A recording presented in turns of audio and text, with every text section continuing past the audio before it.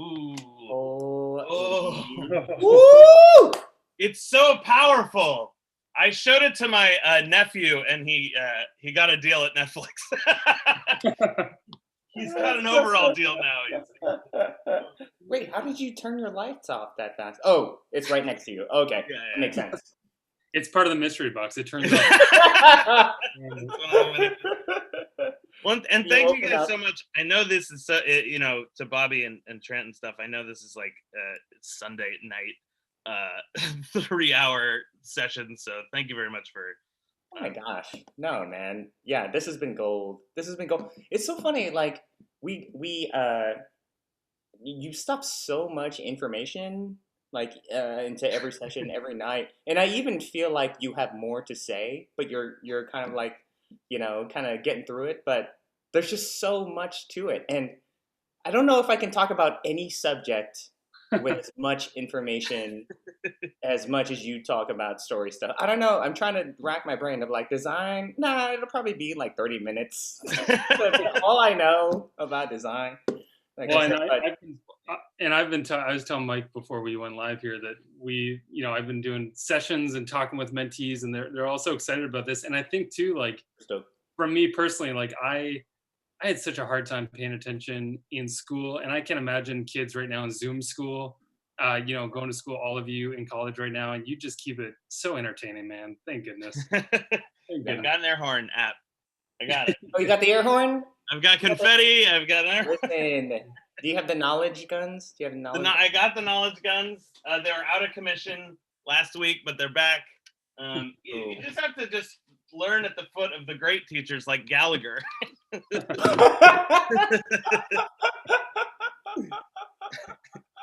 Gallagher and the 9 Old Men. Like Gallagher, they're smashing watermelons in knowledge. Initially, we do have to destroy the fear pinata tonight, so I don't know how that's gonna happen. Oh boy. Me and Trent will be over in like 10 minutes. Yeah, we'll come by. Cool. Leave your address in the chat. And okay. Well, it looks like attendees. We're slowing down here. So shall we give a little intro and get going? Let's do it. Bobby, you want to kick it off? Yes, sir. So everyone, thank you for coming again for the finale, the 4-part November Mike Rianda story series. Has been amazing. Thank you guys for coming. Thank you guys for doing the assignments. I've seen it on Twitter. I've seen it on Discord. So, man, you guys there's amazing stuff going on Twitter. I'm like, great. That person draws better than I do. So it's all good. Hire me one day, guys. Don't forget. Bobby's always checking his review. What are those like non-Twitter Twitter guys? So I just wanted to get into a short introduction really quickly. We do every week for Mike, just in case you missed a session or if this is your first one, welcome. So Mike Rianda, everybody. Welcome. Thank you for doing this the whole month of November. Mike is was a writer and creative director on the amazing Gravity Falls, and also worked and interned at Pixar Animation Studios. He worked at Jib Jab Animation and will be making his directorial debut for Sony Pictures Animation's Connected. And I heard you guys had a trailer coming out soon, right? Ooh. Yes. Yeah. There's a trailer out now, and there's more information coming soon. Awesome. We don't know. Awesome. So definitely check that out. It looks amazing. It looks hilarious. There's a family comedy. There's a fat pug. But also Mike also studied character animation at CalArts, where he now teaches. And we're very lucky to have him put together this series, this 4-part series on story every Sunday with Rise Up Animation and with Women in Animation. Thank you for making it happen. Sony Pictures Animation. So thank you, Mike, for doing this, and give a shout out to Garth for making it happen, and Trent for coordinating everything. And these have been so fun. So Mike, take it away. Thank you guys brother. So much. It really has been sort of a real privilege to do this, and sort of thanks for everybody for sort of coming together and making it happen. It's like it's a true joy. It's true. I'm saying that for real. I'm not being sarcastic. Heyo. Okay, but guys, look. Guys.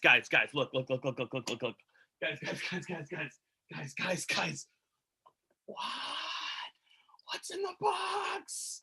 Again, I showed my neighbor this, and now they've got a 3-series deal at Disney TV Animation. It's gonna be wild, guys.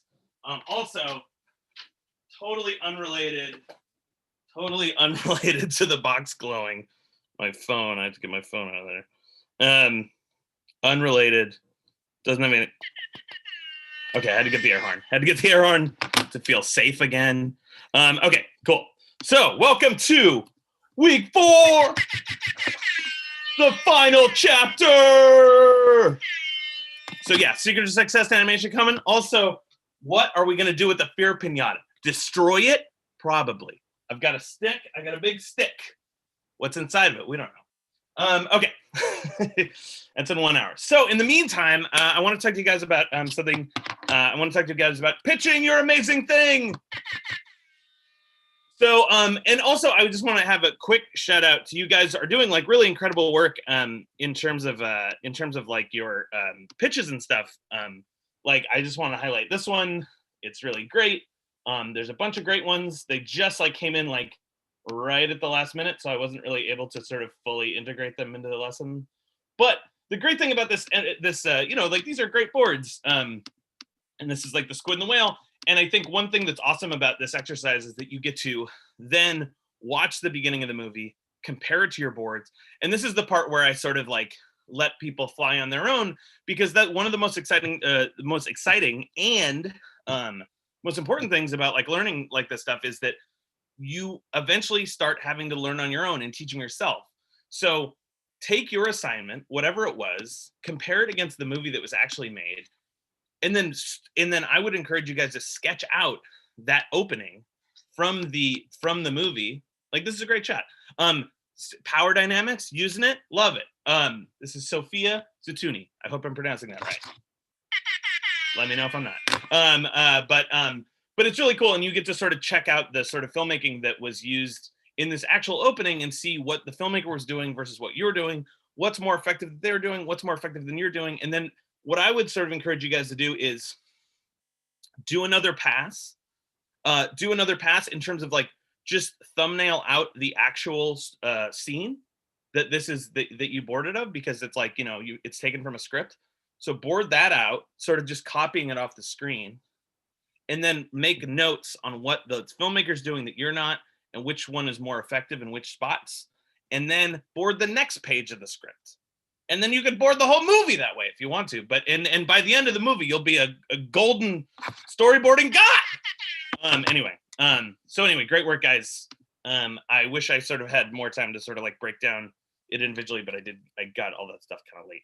But and that's kind of my fault. I came back from my hometown. Anyway, so let's say you're climbing the ladder, you're in clarity, you're moving up to story, you're moving up to visual dynamics, and all of a sudden you've made it. Oh my God, you're a golden story god, you're a story wolf running through the night, tearing out the jugular of story problems like a beast. And like, wow, I just had to listen to this loud asshole for 9 hours. I forgot I put that in. It actually takes years to get to the next step, but so anyway, it's just like do these 3 things and then repeat them over and over again for years, and then it'll be great. But sort of, I want to put this information out there because the world like needs your voice. That's one of the reasons I want to do this, is because animation needs more sort of diverse voices, like, and it diverse in all ways, but there is like a tendency towards the people who make animation are all kind of like dudes like me that are like man children in their 30s, who sort of had like upper middle class upbringings, and it shows in the movies, and so it's like whatever your story is, however it's different, whatever new thing you have to bring to the table, I want you guys to bring it, because the world needs your voices.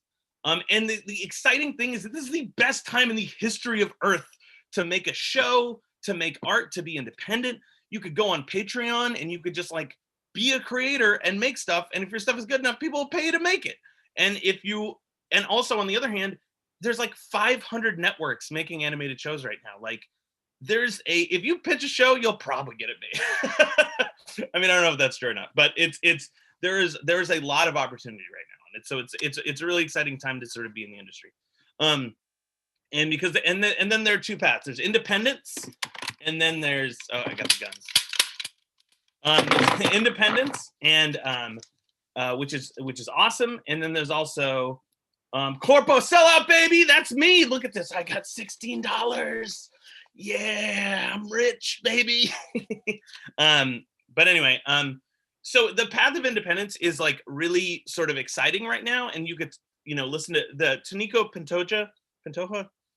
I know him as Tanico.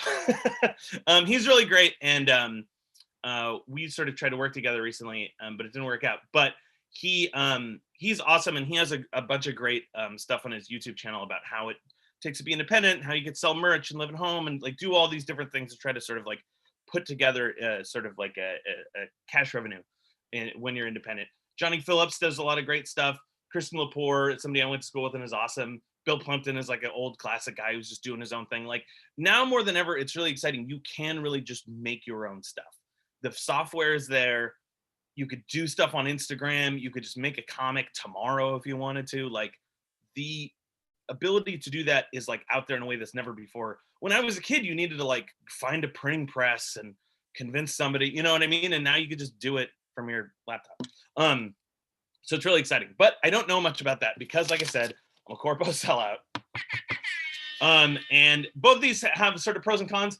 Independence, you can do whatever you want. You can connect directly with your audience. There's less bullshit. You can control every aspect, but there's less structure. It's harder to get money. You have to do like a bunch of jobs at once. You have to be like a marketer and you have to run your Twitter and you have to be an artist. Like it's sort of, I've heard that it's like, it has some drawbacks. Being a Corpo Sellout is great. You got all this money, $4. And then you can collaborate with the best artists in the world. There's a bigger audience. You can tell more ambitious stories. There's like a framework, but there's lots of bullshit. There's way less control, and it will age you like Obama. I used to have a full head of hair before I started this thing. I went back home, and my friend was like, I was talking to my one of my other friends at a table, and my friend came in, and he's like, "Oh, Nate, I thought you were talking to an old man. I thought you were stuck talking to him." And I was like, "No, it's just me, your friend from high school." Anyway, take it from me, kids. Get all that money. No, I'm just telling you about that sort of like pitching at a studio or something because that's what I know. It's not that much money though. You're like, oh. So how do you get the opportunity to pitch? Here's the sort of the pathway as I've seen it. There's kind of two different sort of forks. One is like make good stories for years. Like I don't know if you guys know who the Chapman brothers are. They made Homestar Runner, and because they made great stuff on their own, they were reached out to by places like Disney and Nickelodeon and whatever to sort of make a show. So you could just make stuff in the world and get noticed that way, or you could sort of try to sort of work on a show, become a storyboard revisionist, then a storyboard artist and all that stuff. And when you're in the system like that, you get to know who's what. You get to know sort of like, oh, Khaki is the development executive, and I got to talk to her. Oh, and she's fun and nice. Okay, that's cool. Like I'm developing a relationship with her because I like them. So it's like there's like it's in some ways easier when you are like part of the system to sort of get to know these people, and then sort of like reach out to companies relentlessly and find out who to submit to. You have to be really nice in these emails. I will say one thing is like sometimes I get emails like I'm on this weird list of like music composers, and all the music composers like just send me these form emails like, "Hello, Michael Rianda. I am a music composer. Please hire me. Here's my website." And I'm like, I'll never respond to any of those because it's like, just say like, "Hey, I like your work. I saw this thing 2 years ago and I thought it was funny. I hear you're making a movie about robots. I also make robotic music. Here's some cool stuff that I think might fit in with your movie." So whatever it is, like be honest, like don't be like a kiss ass or brown nose, but like if you have like honest enthusiasm about the person or the company or the show or whatever, display that and sort of make it personal, and don't make it too long though. That's like, there's a lot of tightrope to walk. But you could sort of find out who to submit to that way. Sort of like, if you want to make something on Cartoon Network, find somebody at Cartoon Network and say like, "Hey, sorry to bother you. I love your work, blah, blah, blah. Who should I talk to at Cartoon Network if I have a show idea?" Then you send sort of like a great cover letter and pitch. Again, same thing. If you're sending it to Nickelodeon, like find out their names, like, "Hi, Paul. you know, I've loved Nickelodeon since I was a kid. I love, you know, Ren and Stimpy and stuff. And you guys are doing really exciting stuff now, and something I'm working on I think would fit in great. Here's this cool poster and all this stuff. Don't you want to make this? Hey, let me know. And then sort of like, I would say, follow up politely but consistently. That sort of worked on me in the past, where somebody, you know, it's like the world is busy and you get busy. But if you sort of just like keep bothering them and just say like, hey, you know, sorry to bother you, but I just want to check in again, sent you that thing. Wondering if you wanted to follow up. Here's some new cool artwork we did. Anyway, have a good one. You know, if you make it sort of the email sort of tantalizing, there's a much higher chance of them getting back to you. Anyway, question people ask, do I need an agent manager? No, no. Especially in animation. I especially think early on in your career, you definitely don't need an agent or manager. I tend to think of these people as sort of leeches. Not really. I mean, I think you need them sort of as you advance in your career later. But I think in the beginning, animation is such a small community that it's like, you know, I don't know. But I sort of tend to think, I've seen people sort of get agents and managers and they're like, why did I do that? Anyway, so, and here's some great news in terms of if you're making something, if you're making a pitch, the great news, and this is honestly something that comforts me, is that most things are terrible. That's not because people are bad, but it's just because things are hard to make. You know, I've been sort of like, when I was at Disney, sort of, I was friends with some of the people in development, and I would like be able to like look at the stacks of pitches and stuff like that, and they would all be bad. You know, like they were just like, we just want something that we could make something with, you know. It's like this isn't gonna work, this isn't gonna work, you know. And oftentimes, like I said, they were like either cliche or they were like so weird you couldn't understand them, you know. So I do think there's like, if you make a great thing, I think there's a high chance of it getting made, because like, but because the other thing is like executives present themselves like, let's see what you got, kid. Yeah, what what's up? And then but they're really like, oh God, give me something I can use. You know, they're like, my realty in Palm Springs is in jeopardy. I've had executives talk to me about realty in Palm Springs. They're like, do you have a house in Palm Springs? And I'm like, no. Anyway, yeah, in my opinion, if your thing is great, it'll probably get made. There's definitely exceptions to this rule, but whatever. So you might ask, how did I, an idiot child, trick a movie studio to make a movie? And then, so these are sort of the things that like I learned and things that worked for me, sort of over the course of sorry, I'm just trying to pep it up, guys. Trying to pep it up. 10 things to do when pitching. Don't let the studio guess what you mean. Show them. This is like, to me, one of the most important things. Because studios will always say like, just give us a sentence and a verbal pitch. It's no big deal. It's true. I mean, I think they're being honest. They're not being deceitful. Like, I tricked them. I just think it's like, it's sort of like, they're like, yeah, don't invest too much into it. You know, just throw out some stuff. But the problem is I just never think it's a good idea to sort of trust somebody with your vision just by talking. You know what I mean? It's like, and especially, not, you know, like executives are great. Like I'm actually sort of this camp that like sort of like I grew up being like executives are the enemy, but I do think there's like there's a lot of great executives. Our ones at Sony were great, but it's also, you know, typically executives tend to not be artists, so it's like you want to show them, and even if they are artists, you really just want to show them exactly what you're talking about, so you don't have to rely on their imagination and just hoping that they're gonna get it. Because it's like, you're like, oh, look, I've got this amazing fantasy world. And they're like, interesting. You know, they don't know what the fuck you're talking about.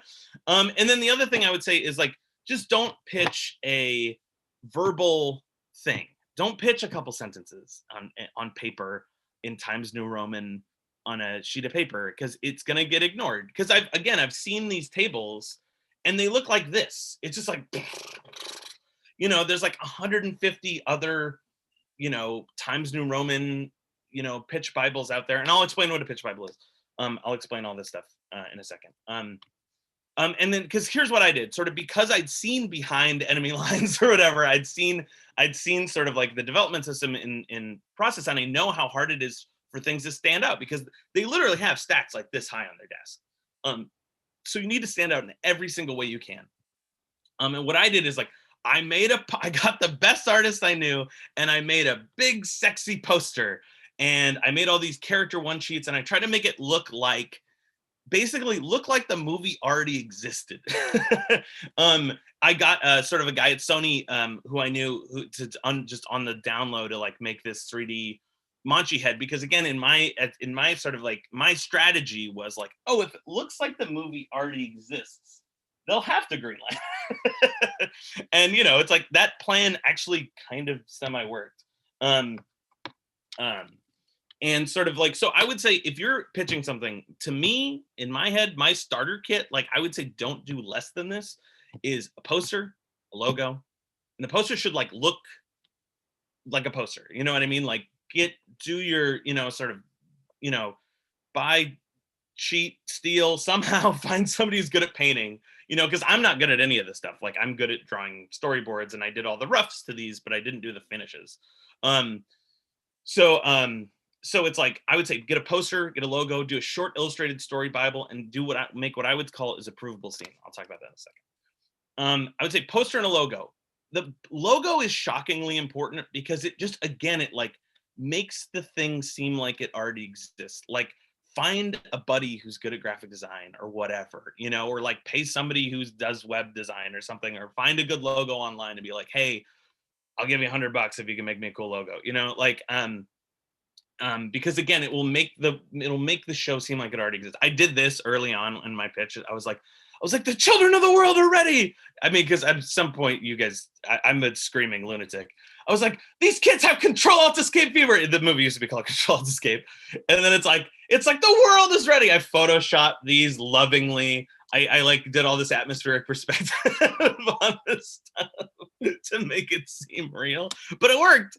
And a story Bible is this like short sort of illustrated document that's basically it's like a very rough idea of the story, like a page, no more than a page on the story, and just colorful drawings of characters, and big, short, easy to understand sentences. Like I would say, because they're going to be looking at it like this.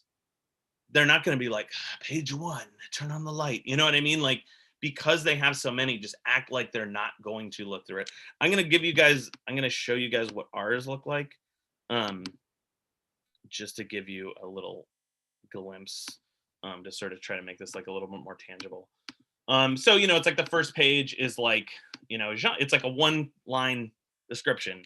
Ideally, you would have your cool poster on this page, but I didn't. I don't think I had a poster at this point. I did, it's like this story description is like honestly too long. And then I did a thing on themes and tone and then characters. And then here's some, sort of like very quick, again, this document is even too long. But at one point, Barack Obama was in the movie, whatever. So, and stakes. So I think, and I try to put like as much art as I had into it. Like, these are like surprisingly important documents, these story Bibles, but it's like, to me, I would sort of make the poster and the other stuff first, but it's good. It's also good to figure out the world to yourself. Like that's one thing, is like, you want to prove it out to yourself too. You don't want to like pitch something and then find out you can't make it.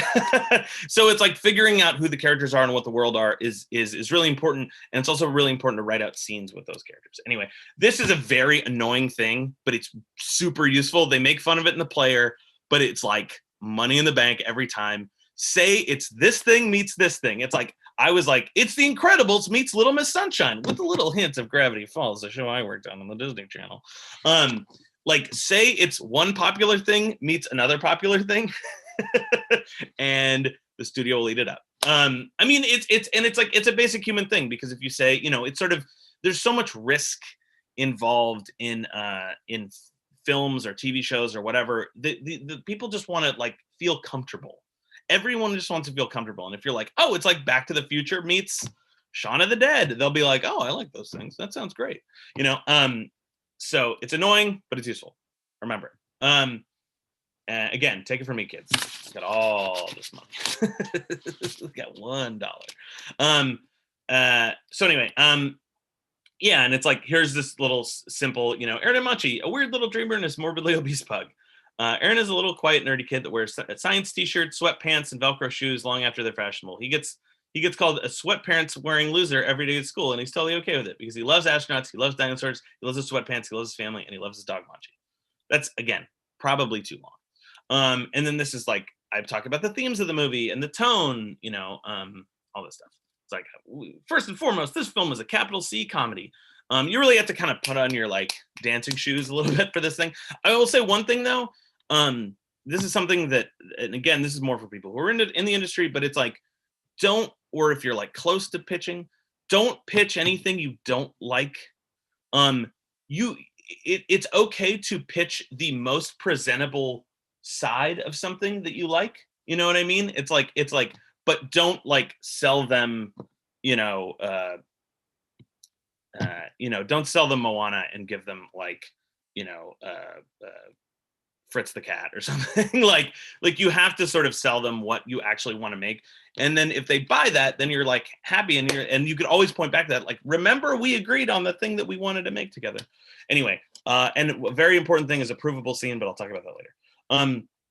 And a lot of this stuff can be sent in the initial email, I would say, to get the meeting. Because, it's like if you don't have access to somebody in a cartoon studio or something, you could send this in an email. And if your poster is cool enough and you're like one sentence about about what the show is cool enough, and if the little piece of art is cool enough, like they might have a meeting with you. And like I said, it's sort of really good to sort of be really personal in these emails and not just sort of write blanket emails to everyone, because nobody likes a blanket email. People can smell it. Oh, also, this is something I did when the heat was really getting turned up with the movie.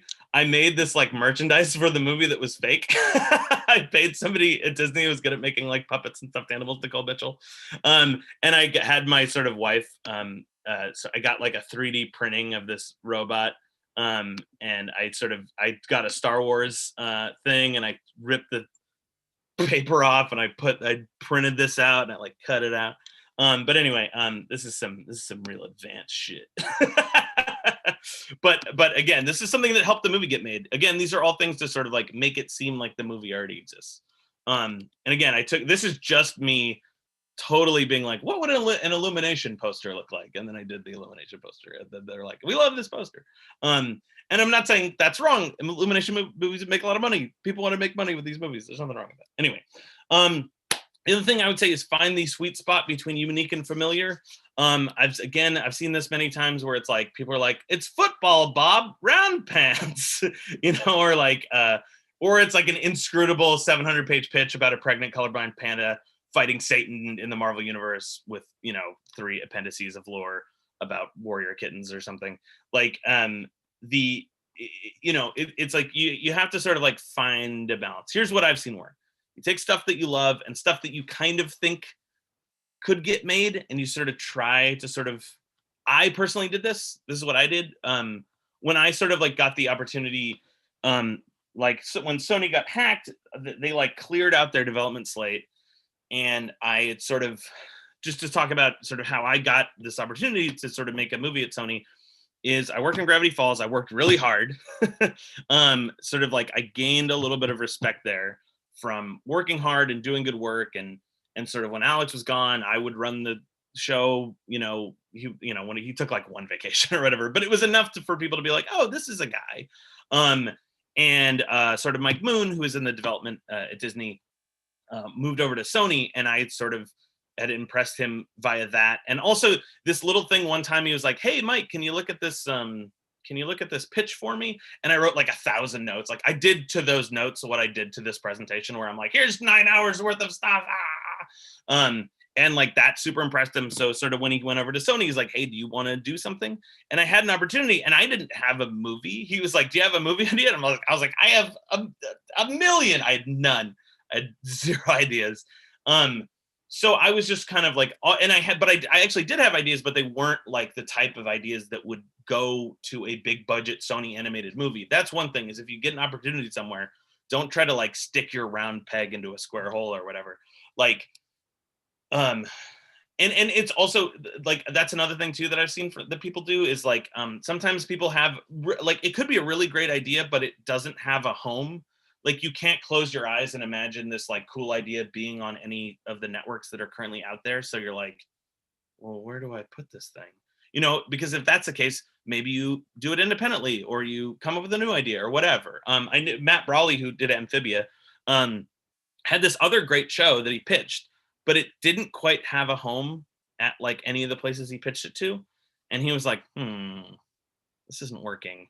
Maybe I could do that later. Here, of the places that I'm pitching to, what's something that I would love that I could make there? And then I think he came up with Amphibia. I don't want to misrepresent my boy Matt Brawley. But anyway, so what I did was like, when I got this opportunity, I just like I was driving to my hometown, Salinas, and it's like a 4.5 hour drive.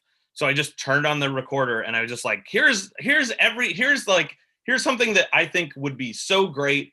Here's something that I think would be fun for me to make and that I'd really care about and would sustain me for years, but could also be made at a place like Sony.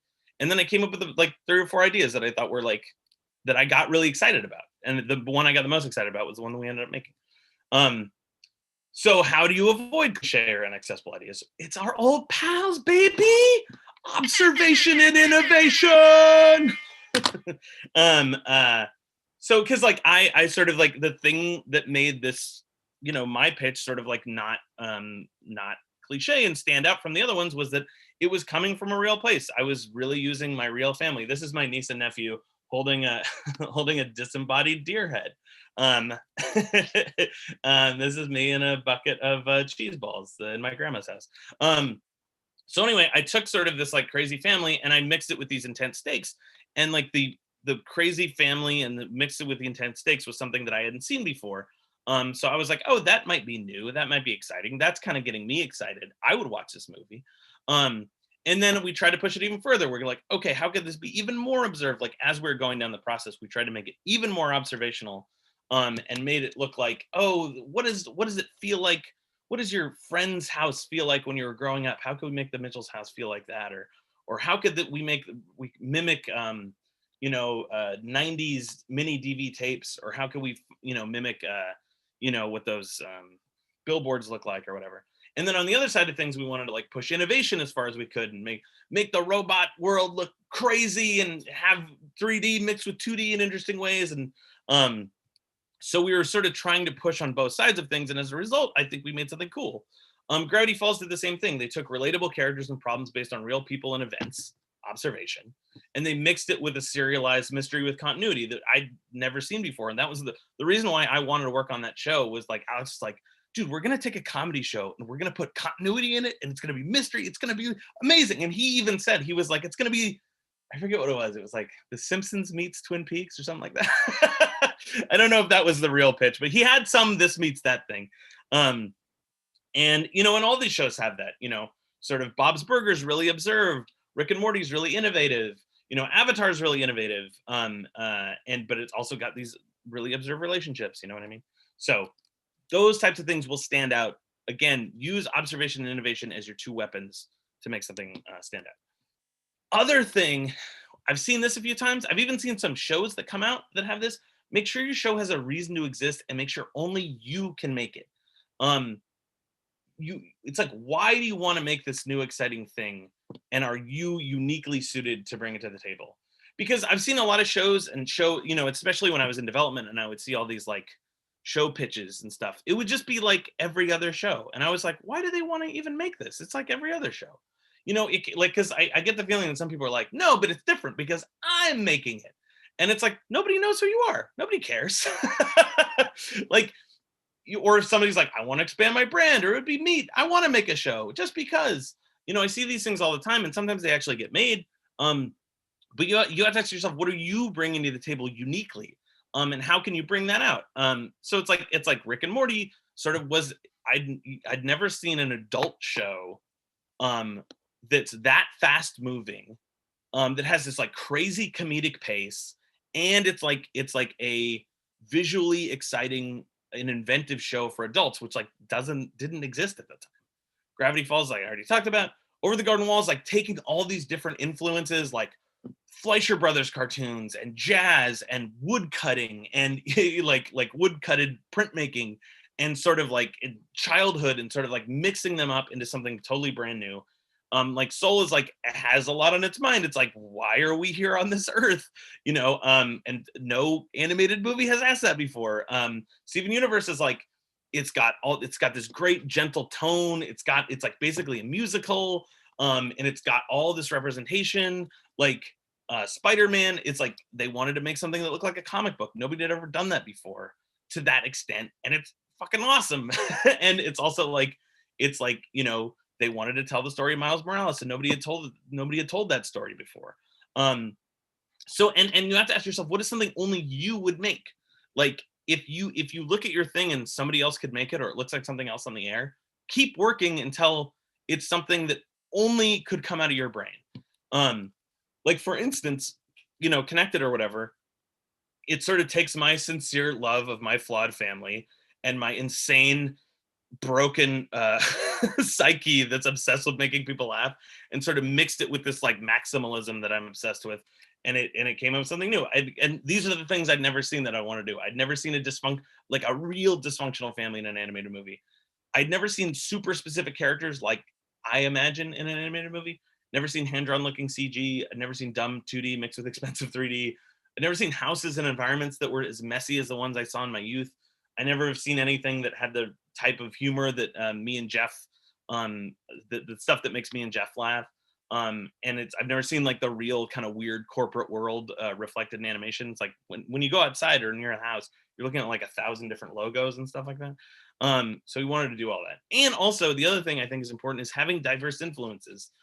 When I went to CalArts, like every person had the same influences. It was always like, I like The 9 Old Men, and I like 90s Disney, and I also like The Apartment because somebody at Pixar talked about that once or whatever. You know, like they all had the exact same reference points. The Apartment's a great movie. You know, whatever. 9 Old Men are great. Disney's great. But I'm just saying, work as many different things into it as you can, and your thing will become more interesting. Like we took, again, my family, mixed it with Lindsay Olivares' like awesome observed illustration style, mixed with all these great artists, Alex Konstad and frickin' Kellen Jett and Yashir Kasai, like all these guys, and sort of all my weird favorite movies that I love that are never reflected in animation. We found this guy, Mr. Div, who makes these great animated GIFs, and we hired him on the show. We love these like James Turrell installations, and we sort of like work those. Like we're inspired by those when we're looking at like the simplicity of like the robot world, and we wanted to use like these William Eggleston photos for like reference in terms of things like feeling real. So anyway, because like animation styles can be like Aurora Boros-esque, you know what I mean? Avoid me, kids. And then ask yourself, would you want to watch it? Make your favorite thing, you know? Keep working on it until it's your favorite thing ever. Because again, I've just seen sometimes people have pitches and it's like, oh, maybe it's this, I don't know. And they're not that passionate about it. And it's not something that's like coming from their soul. Anyway. And if you get the shot, make it count. This is our whiteboard. This is the big 8 things that we had. Is it boring or confusing? Is anything blatantly bad? Do I love all the characters? Is the movie fun to watch? Is the movie hysterically funny? Does the movie use animation in new and exciting ways? Does this movie say something smart, true, honest, and valuable? Do we care? Is the best animated movie ever made? I don't know if we got that one, but we, whatever, we tried. We got a Yucko meter. I've got a Tearo meter. Can you fill this child's eyes with tears? We had a surprise meter, how much you love each character. We had an active meter. So anyway, all that is to say, it's just like, if you got a shot, go for it. You know what I mean? Even if it's just a pitch, put your whole ass into it, you know? There's another thing is like being good in a room. This is actually like really kind of unfortunately important. I feel like I sort of naturally have this like crazy carnival barker energy, and you don't need to have that at all. But I do think it's really important to be confident in your ideas. And if you're not naturally confident, you could just practice a bunch. Especially you can have like all these like keynotes like me. For example, like I wouldn't be confident just speaking extemporaneously, but I have this crutch of this presentation that I have, and it sort of helps me along, and it helps me with the ideas, and it helps me practice. So I would just say if you don't have to be like this great natural pitcher, but it does really help to know your stuff and sort of not be looking at your shoes, and really practice and really be on your P's and Q's, and sort of be really confident. The other thing is, if you plan a lot, it's like, I would say plan a ton and then only use this much. And then any question they have, you'll know the answer to. They'll be like, well, is that this friend's dad or something? And you're like, well, actually they are. And here's their relationship. And they're like, they'll think it's like a magic trick that you know all this extra stuff, but it just meant you prepared a lot and you only showed them this much, but you've got this much knowledge. It's like, I've noticed that being impressive in pitch meetings that I've had. Presentation can't be too long. Don't listen to me, because everything I do is really long. But it should be like 5 to 10 minute max. Here's a really important thing: tantalize, don't explain. So if you have this like long, because it's like that was something I learned with our movie. I had an outline, and the outline I realized like took 20 minutes to pitch, and I was like, this is a nightmare. So I basically just pitched like the first 5 minutes of it, and then I just implied the rest. I was like, and then the family fights robots, they learn to love each other, and they save the world. And that was like better than the 20 minutes that I would have said. You know what I mean? Gravity Falls did this awesome thing that I think everyone should steal. When they made their sort of pilot, Alex made this like next time on Gravity Falls, and he had just a bunch of cool looking scenes and interspersed jokes. And I would say, like, if you do get a chance to pitch, do a next time on your show and just do a bunch of fake episodes. Like, because the beginning of DuckTales, where it's like, it looks like the coolest show of all time, because there's aliens and they're, digging underground, and holy shit, this thing looks amazing. You could do a lot with implication without sort of like showing them everything. Just give them a little taste, give them a little peek. Don't hit them with like, here's 60 episode ideas, and here's episode 1, and then each are like a paragraph long. Just say like, they fight monsters, they fight aliens, they go to the Grand Canyon, it's amazing. Like, you can get away a lot if you just sort of imply things. Another thing is, like, make the audience care. Even in a 5 to 10 minute pitch, this is very, very, very important. I noticed that when we were doing our pitch, I was like, man, there's nothing that I care about when I'm doing this pitch. And so I was digging around for things, and then I realized that there was like this one sentence in this one document I wrote where it's like, Linda, the mom, is like looking at old pictures on the mirror, or she's looking at old pictures on the wall, and she's like, and they're all terrible. She's like, am I a bad mother? And I remember pitching that to my wife, and she's like, oh, that's great, do that. And that was the thing that like made her care. It was like one sentence, but like, you have to show in a sentence like why they should care about the characters and why they should care about the story. Like, for instance, this is my little page on stakes. I'll just read a little bit of it because I think it's important. To me, the two most important questions in storytelling are, why are the characters doing this, and why should I care about them? Blah, blah, blah, blah, blah. So then I put down every character and what the character really wanted. So like Linda just wants a single good picture of everyone having fun as a family. What Linda really wants: there's a scene where everyone else has gone to sleep, and she looks at the family pictures on the wall. Every single one of them is something is going wrong. She sighs and looks at the dog. I'm not a bad mother, right? The dog eats a moth and walks away. She sighs. To Linda, this trip going well would vindicate her as a good mother, and it going poorly would prove to her all her worst fears. And that like sentence was enough to like hook people. And I did that. We ended up doing that with every character.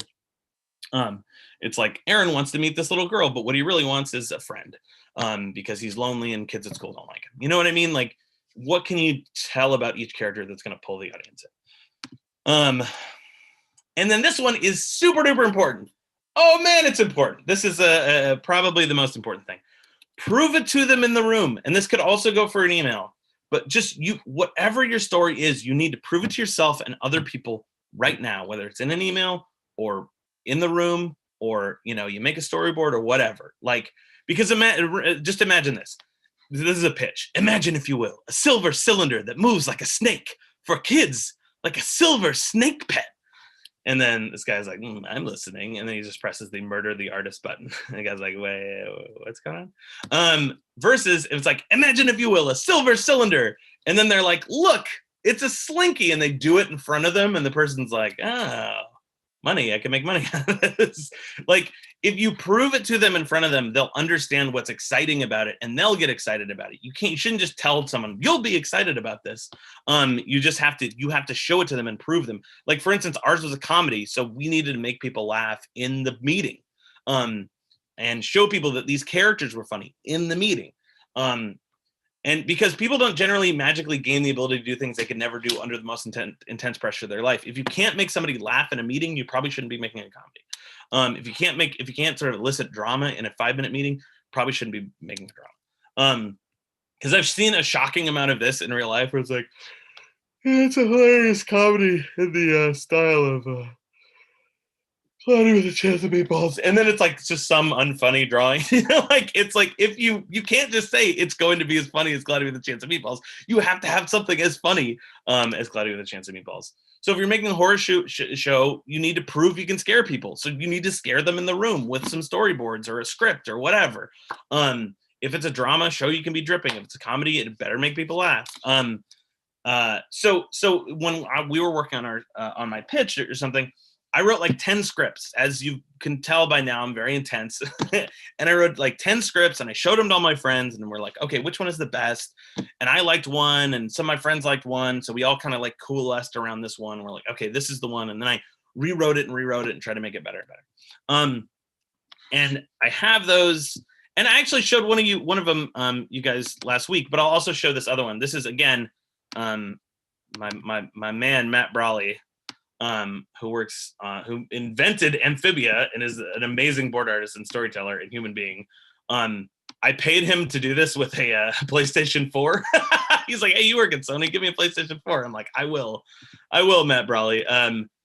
Because I was like, I need this thing for a pitch in 3 days. And so I'll just like kind of go through this little pitch. Because this sort of got us the next meeting, basically. Because I already showed you guys the one with sort of like from last week. It's like, look at it out there. No one for miles, no cell phones, no civilization. Makes a man feel good. Rick, civilization is broken down. Could you just try not to enjoy it so much? Sorry. Right. I just think we're going to be thinking for a long time about how right I was. Ugh. Just because we're not on the road doesn't mean we can't have some fun. Or just because it's the end of the world doesn't mean we can't have some fun. Let's play a little I Spy. I Spy with my little eye. Something flaming and black. Ooh, our car. Good job, honey. Here's a ho-ho. What a nice mom. Opens the ho-ho. Gives it to the dog. Kid's like, oh man, want to play What Won't Machi Eat? Sure, let's. Ah! What? And then they see these creepy robots. Dun, dun, dun, dun. Bum, bum, bum, bum. Robots! Run! I thought they all went home. Hide. They're all hiding behind the things. Hides in the bundle of oranges. Dun, dun, dun, dun, dun, dun, dun. Robot. Knocks on the window gingerly. They all peer out. Hello, friends. It's safe to come outside now. All the robots are gone. It's just us humans now. Despite our robotic appearance, we're definitely human beings. You can't fool me, you robot scum! No, we have an amusement outside that you will surely enjoy. And look, here is a present. A sack of human beef jerky. Here, eat it off the ground in the traditional human style. I assure you will find this most appetizing. Is this weird? These robots are way dumber than the other ones. It's just you. So come join us. We are your new friends. Also, we want to kill all humans. No. Wait. No. One second. Shh, what are you doing, man? You can't say we want to kill all humans. What are you, an idiot? May we please have a permanent marker? Absolutely not. Hold on. I kind of want to see where this is headed. Puts a permanent marker in the thing. I opens it. Observe, I am a human with my human face. My name is Eric, and I am also Eric. No, Deborah bought 5,000. Idiot. Well, Deborah bought 5,000. Why would we ever let you in? It's like draws on a cone. Here we have created a perfect clone of a human child. Let us display how we love and comfort it. Comfort, comfort. Oh, well, you see, that's nice. Comfort. Oh, no, no, no, no, no. They're horrified. No, no, no, no, they can't. No, let me fix this. They're horrified. This is not helping, brother. Let me show you the way.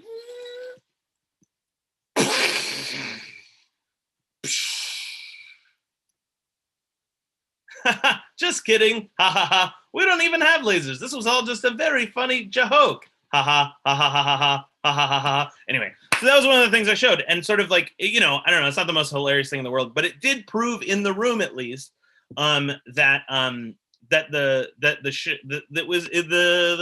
cartoon was going to be funny.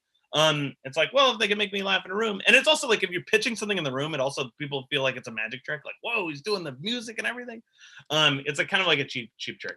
Another thing I'll show very quickly is I'll show you the end of this little clip I showed you guys last week. Just because, again, there's like a little bit of story information here that this is something that I wanted to prove to the audience.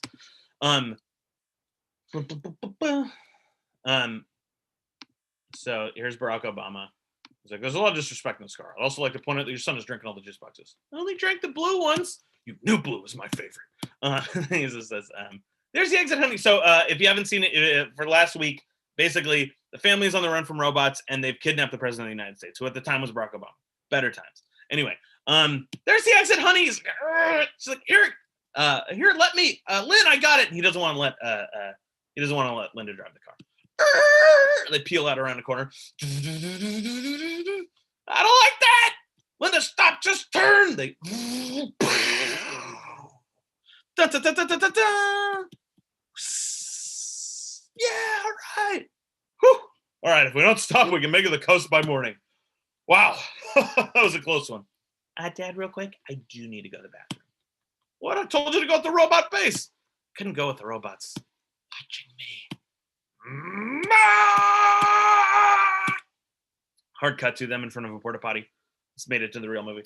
Hey, buddy, hurry up in there, huh?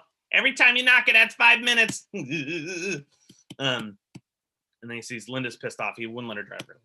Hey, Lynn, what's wrong? Really? After all that, you're still not going to hand over the keys? Seriously, your arm's broken. What are you talking about? No, I think I got it. Oh, for the love of Pete. Come on, Lynn. Oh, come on, Lynn, me. You always try to control everything. You know, you're trying to drive with a broken arm. Back me up here, Mr. President. Please leave me out of this, Barack Obama. It goes behind the car. Linda, I couldn't let anything happen to you kids.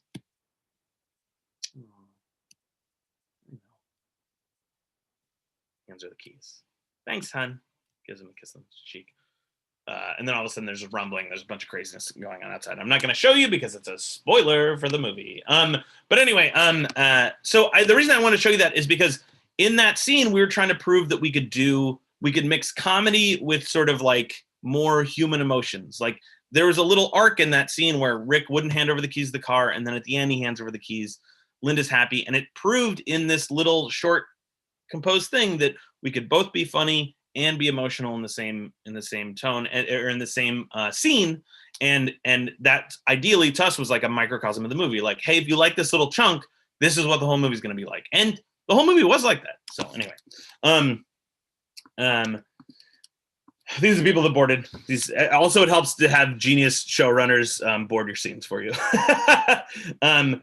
Also, the other thing is, yeah, when you're making a show, it's really important to sort of have characters that can bounce off each other well. That's something that people don't talk about a lot, but like if you have a character that's grumpy, if you have like 5 grumpy characters, your show's going to suck. You need to have like a dynamic set of characters that are bouncing off of each other. That's why like Seuss is lovable and Grunkle Stan is a pain in the ass. And, you know, sort of Dipper is like very rigid and Maple is very loose and flowy. Like have characters that contrast each other and like interwoven dynamics. Like Mabel and Dipper love each other and they love Seuss. And they're kind of antagonistic towards Grunkle Stan, but they kind of secretly love him. You know, like it's like just sort of like it's important to have sort of in a show or a movie sort of dynamic character, a dynamic character matrix is what I call it. sort of like different, who's in an alliance with who loves who hates who, sort of like make sure that the characters you make aren't just these little siloed characters, that they have relationships with each other, because that's what makes a show. Parks and Rec is made because Leslie and Ben love each other, and Leslie loves Ann Perkins, but Ann Perkins is in love with Rob Lowe, but doesn't really like him that much, and they don't like Jerry, or whatever. So anyway, just think about character matrices when you're making shows. And then proving it in the room is your killer app. You got to nail it. Then you just build an unstoppable team. But the reason I'm saying this is it's really important to bring in people who are going to challenge your ideas and sort of make you better. I sort of was like making the movie alone for a while, and I got Jeff Rowe, who ended up being the co-writer and co-director. And one of the things that was great about him is he would always challenge my ideas. And he was the one who was like, don't put the president in the movie. It doesn't make any sense. And I'm like, the president is the best thing about the movie. You're insane. He was right. We took out the president. The movie got 10 times better. Like, so like build a team around you. And then also, if you do get a show, hiring is the most important thing you can do. If you're ever going to be a dick when you're running a show or a movie, be a dick when you're hiring people. You don't need to be a dick, but just be really dig your heels in, because if you get a great crew, your life will be wonderful. Like our life on Connected was wonderful, because I was really crazy in the beginning, and I was like, no, we were only going to pick, I'm going to look at 500 board artists, and we're going to pick the best one. And I'm going to look at 500 Vizda people, and we're going to pick the best 5. And I think if we would have sort of just accepted who the studio was pushing on us, or if we just accepted like from this list of 10 people and we just picked the best one out of that, we might have a harder time making the show. But as it was, everyone was really invested and excited about the show. And it's really a wonderful experience. That's like one of the best things about working in a big studio thing. It's just like being around all these amazing artists, and everyone is plussing the thing and making it better. And it's like, I feel like, it was sort of my idea to make the movie, but the movie really, truly, I think, belongs to all the people who made it, because everyone who touched it made it better. Anyway, the other thing is you have to be ready. This is an important one. Being a TV show / movie is the hardest thing most people ever had to do. This is me in 2015. This is me today. This is literally me. I look exactly like my dad here. It's an app. I'm not going to sort of bog you guys down with too many horror stories, but if you're going to make a show, or you want to make a show, be really sure you want to do it first, because it's really, really, really hard, and you need a ton of experience. Like, this guy shouldn't try to lift this weight. He's going to hurt himself. So it's like I made sort of like, basically one of the reasons why I wanted to work on Gravity Falls is because it was like, like Alex sort of pitched it. He's like, look, it's like you can make 20 little mini movies in a season. And we did make 20 little mini movies in the season. And it did really sort of like, we ended up making like 7 hours of content. And it was like, Alex was like taking the brunt of that far more than I was. I was just sort of like his sidekick. But I did learn on the job and sort of like got that like EXP boost. So it's like, and that doesn't need to be sort of working on a show. It could be working on comics. It could be doing web comics. It could be doing Instagram posts every day. It could be that you're, trying to make engaging as possible. It could be working on a show. It could be Patreon stuff, but just sort of like, before you sort of go through the process of making a show, I would sort of say, try to tell a ton of stories first, because sometimes I see people who are, and again, I was like this. I tried to make a show right out of school, and like, it didn't work out. And like, thank God it didn't work out, because I would have killed myself because I like totally wasn't ready. And the most important thing to know is the secret of success in animation. It's what's in the box. We're almost there, guys. We're almost at the box. What's in the box? So in last week's class, I dedicated my life to 8 to 12 hours of drawing a day. I believed I could do it. It was terrifying. 8 years later, I filled up all these sketchbooks. I did get better. I still wasn't great. I wasn't as good as the people I wanted to be. Still wasn't good enough. I was rejected from every job I applied to and every school I applied to. I believed I could do it. I worked super hard, but I was missing something. And I was missing this. And I'm now finally going to explain what's in the box. Sort of. Sort of. Also, I'm going to tell you guys how to deal with fear. How are we going to deal with fear? I don't know. We're going to find out today. think I screwed this up. Anyway, okay. So here's how I learned the box of secrets. I went from losing my mind at home with no job prospects and no future to being a fancy director. And it's basically the same thing, except instead of burning old math books, we're burning money. Burning studios money. No, that's not true. And the other difference is I'm not alone. I have like an amazing team around me. But one thing I would do sort of want to point out about the thing that I was talked about before, where I was working 8 to 12 hours a day. I still would encourage that if you want to work in the industry and you're in high school or something. Like I couldn't control how naturally talented I was. Nobody can. But you can control how hard you work, and that's the only thing you control. That's like the sort of Alcoholics Anonymous motto: God, give me the the clarity to control the things I can, and sort of let go of the things I can't. And you can't control how naturally talented you are, but you can control how hard you work. But I still was sort of like, I was working as hard as I could, and I was like, why isn't this working? So what was I doing wrong? Here's in hindsight the things that I now know I was doing wrong. I never put any of my drawings online to show anyone. I never showed my art to any professionals ever, even teachers. I was like, I want to do cartoons. They want to do regular art. I'm not going to show them my stuff. I didn't listen to my teachers. My teachers would be like, hey, try this, try that. Look up this artist, look up that artist. I'm like, no, thank you. I'll be over here drawing Spumco cartoons. Thank you. I never even showed any of my peers my drawings. I just drew in this little sketchbook like a psychopath. Never showed a friend, anyone. If they wanted to look at it, I was like, I guess you could look at this one. But I never showed anyone any of my drawings. And also, I desperately wanted to go to CalArts, but I didn't apply because I'm like, they're not going to accept me. Because I just knew in my head, I was like, I looked at who was getting into CalArts, and I looked at my own shit. I'm like, oh my god. And then I hit all my art in sketchbooks. Why? Because of fear. Because of this guy. He's haunting me, and he haunts everyone. Fear haunts us until the day we die. And because it's sort of this is a part of the this part of the message, or this part of the presentation is from this presentation that me and Alex Hirsch gave to CalArts a while ago. He did this part, so I'm correcting it. Anyway, this is fear versus inspiration. Inspiration, because your whole life you're going to be fighting between fear and inspiration. One side of things, you're going to be like super excited and fired up, like, you know, it's like when I was young, I'd be like, oh, I heard this guest speaker at CalArts. I'm like, oh, I saw the Samurai Jack DVD, or oh, I listened to the film, the commentary on Finding Nemo or something. I was like, that sounds so cool. I want to do that. And it could be a movie, show, game, or book you love. It could be a really good burger.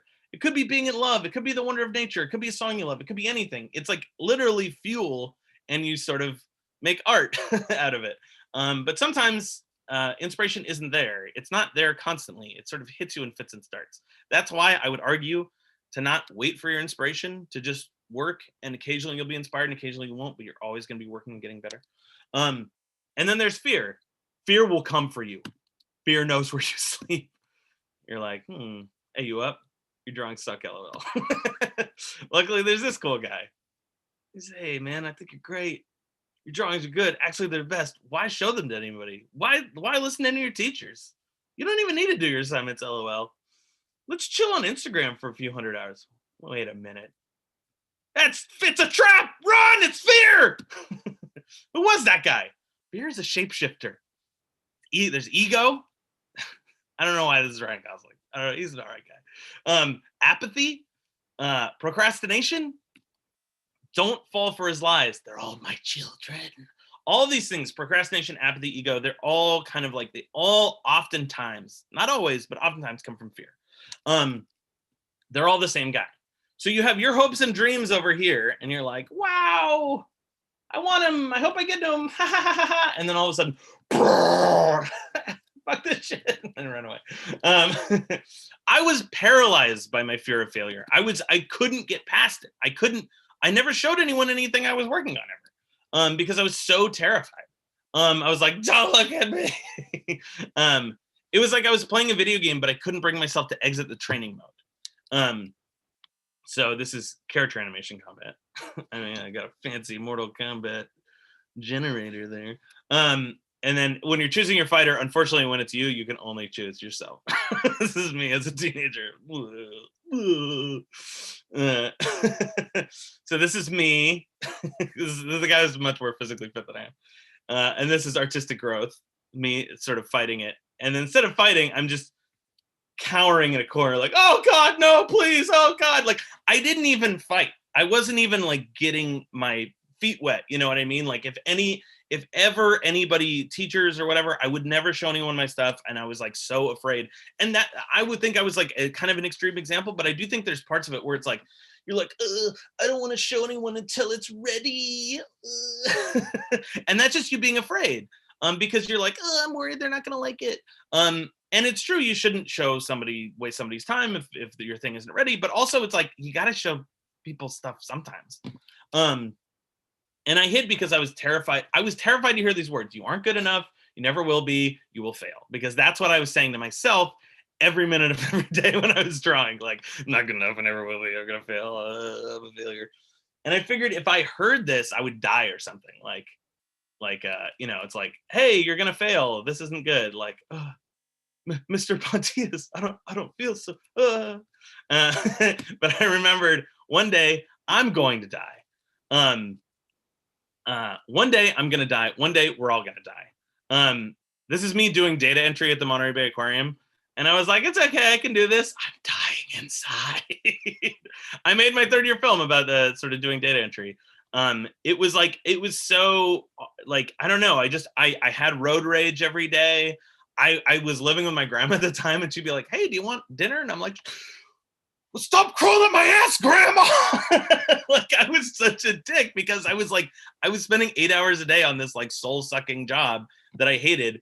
And I just imagined myself as being old and then like, oh, I regret everything. Because I try to think of everything in terms of like, and this is like maybe unhealthy, but in terms of like deathbed regrets, like, will I regret this when I die? And I think I really would have if I didn't try to be an artist, if I didn't go for it, if I didn't like try to defeat fear, I would have been like, this is me, my younger self looking at my older self. It's not good if you have to explain the drawing. And I'm like, YOLO. A very up-to-date term. YOLO, guys. Air horns, come on. I'm young, I'm cool. Fidget spinners, what? Dabbing. Anyway, so I said, fuck it. You know what? I'm gonna face fear. If I go down, I'm gonna go down doing what I love. And I'd rather die, fail on my feet than live on my knees. And I needed to face my fears. But it was scary. And I was like, I will destroy fear. And I used to really think you could just beat fear to the ground. And this is a pinata, so maybe we will. So for me, it was like applying to CalArts because I couldn't bring myself to do it. It was a thing that I was afraid of. And that might be something different for you. Maybe it's like posting online, or maybe it's doing a monthly webcomic that you always want to do, or daily Instagram posts, or doing the Inktober challenge, or doing weekly storyboards, or attending any college with art. It doesn't have to be like a fancy one, or doing online colleges like Schoolism and stuff, much cheaper. Anyway, and I will say as a note, this journey is very hard. And if you love it, if you love animation, if you love storyboarding, if you love story, it's gonna be a fun, crazy challenge. And if you don't love it, don't do it.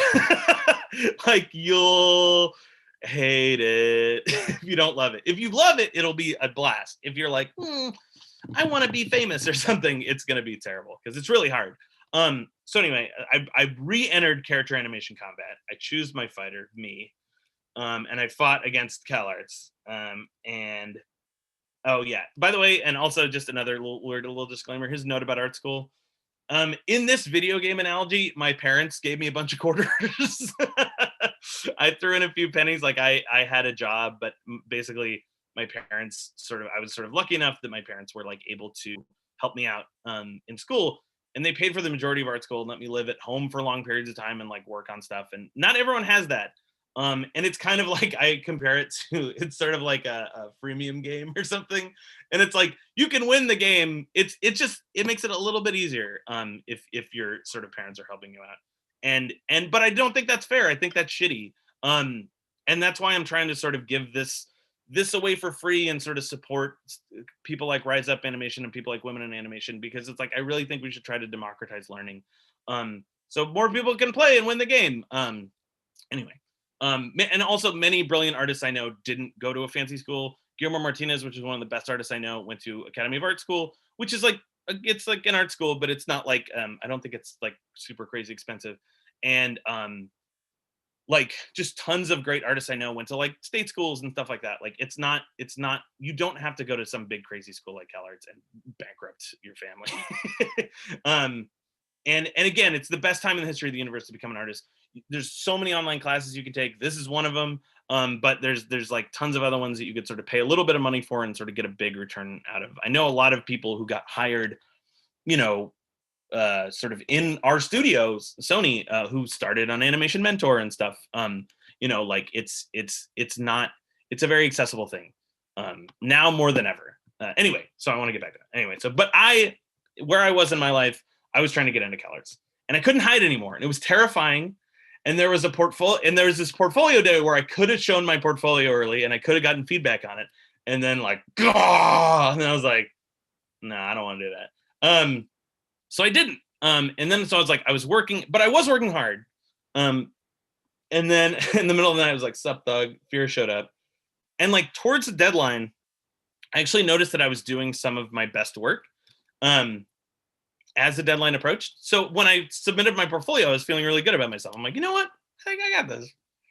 I'm pretty good, whatever. You know, I tried, I worked really hard, you know, it'll be great. And so I finished and I was happy. And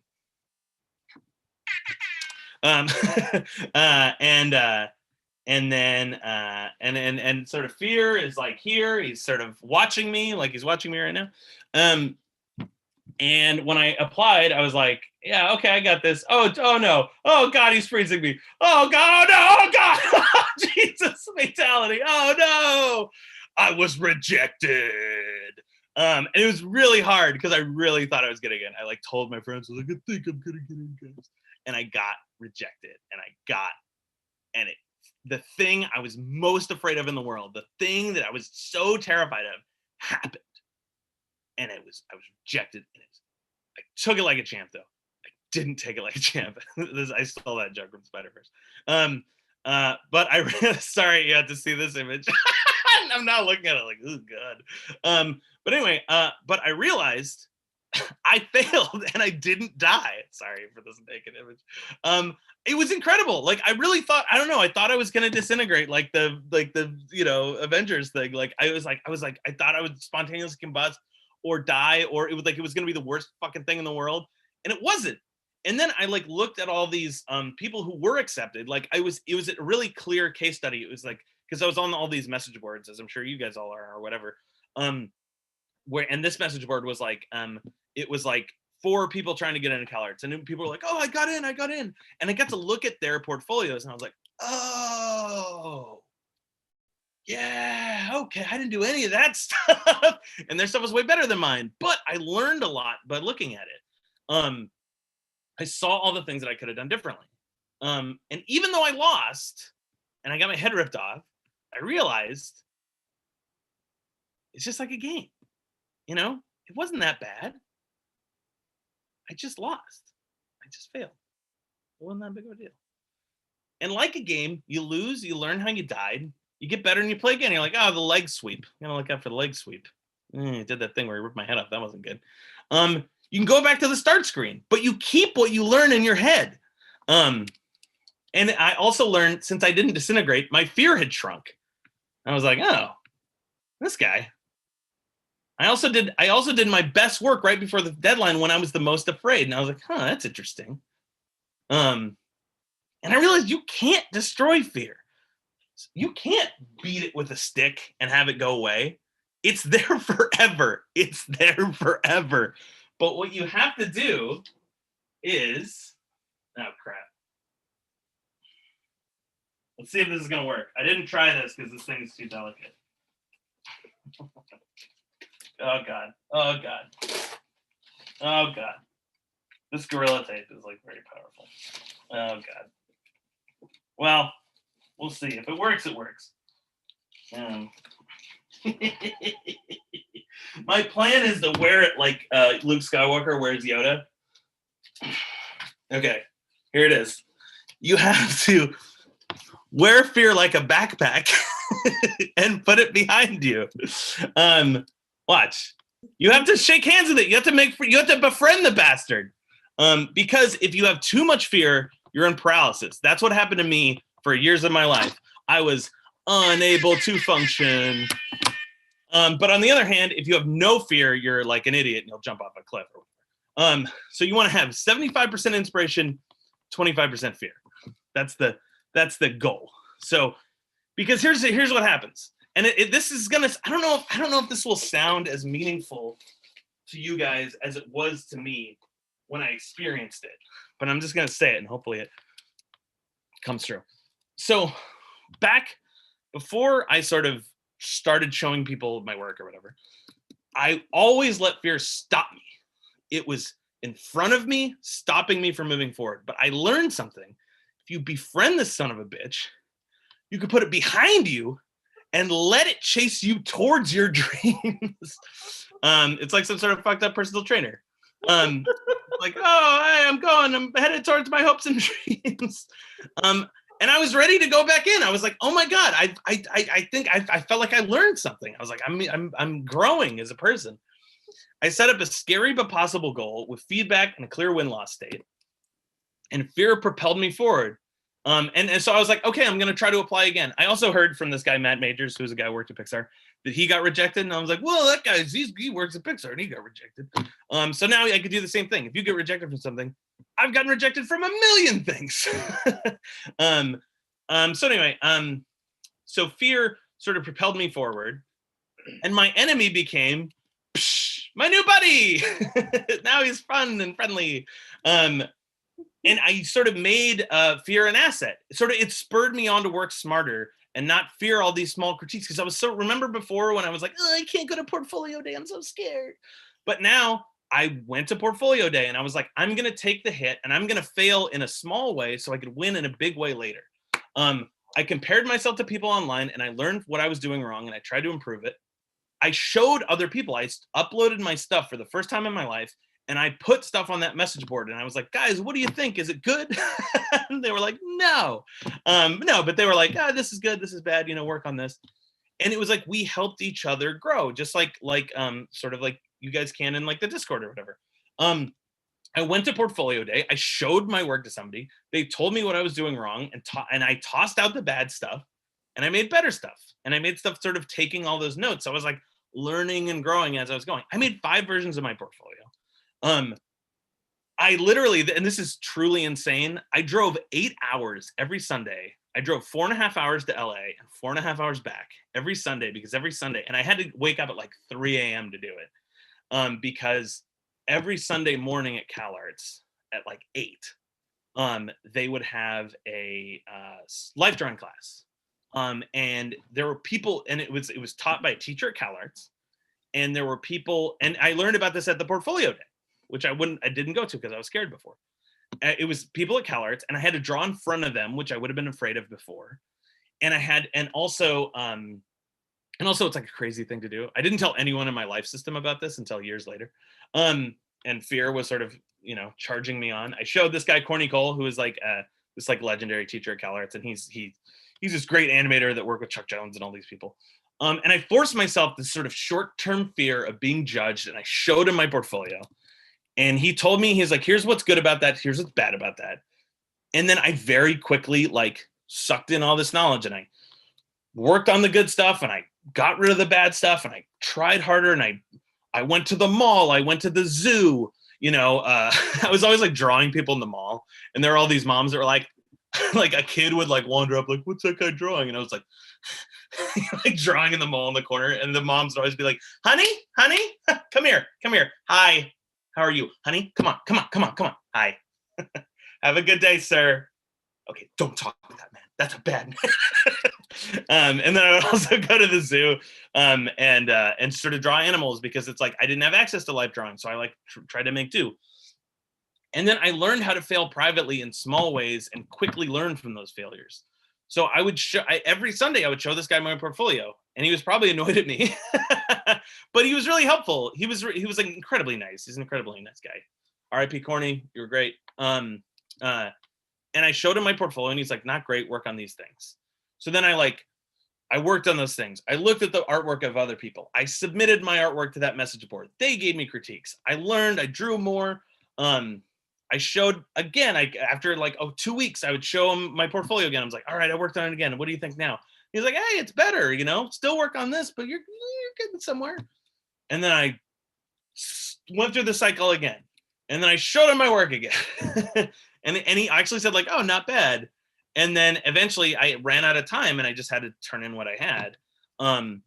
And I fought, okay. And then I didn't have time to do this whole scene, but just imagine there's a cool fighting scene where it looks like CalArts is going to win, but then I won. Oh my God, holy shit. And it was the fear is like, you did it, kid. Good job, buddy. I also got the lowest portfolio score ever accepted to CalArts. I found that out later. I got like a 34 or something. We're not allowed to, like, we're now not allowed to check the scores, but some kid realized like, hey, if you just ask them the portfolio score, you'll find out. And everyone's like, that's cool. And so we all went and somebody's like, I got an 89. And I'm like, whoa, that's cool. And then they're like, what did you get? I was like, I got a 39. I got like the lowest I've ever heard of. But I did it. I just put the skin of my teeth. And I think it was partially because I was so persistent, you know, like I think that one teacher was like, this guy really cares. He's driving 8 hours down to, you know, to the school all the time. He's showing, you know, he's getting better. He's improving. He really cares, you know? So I won. Yeah, anyway. And I'd never won anything because I put myself out there, right? And I got into CalArts, but that's more importantly, I learned. Guys, I learned. Every time you lose, you're actually learning. Every time you fail, you're actually learning.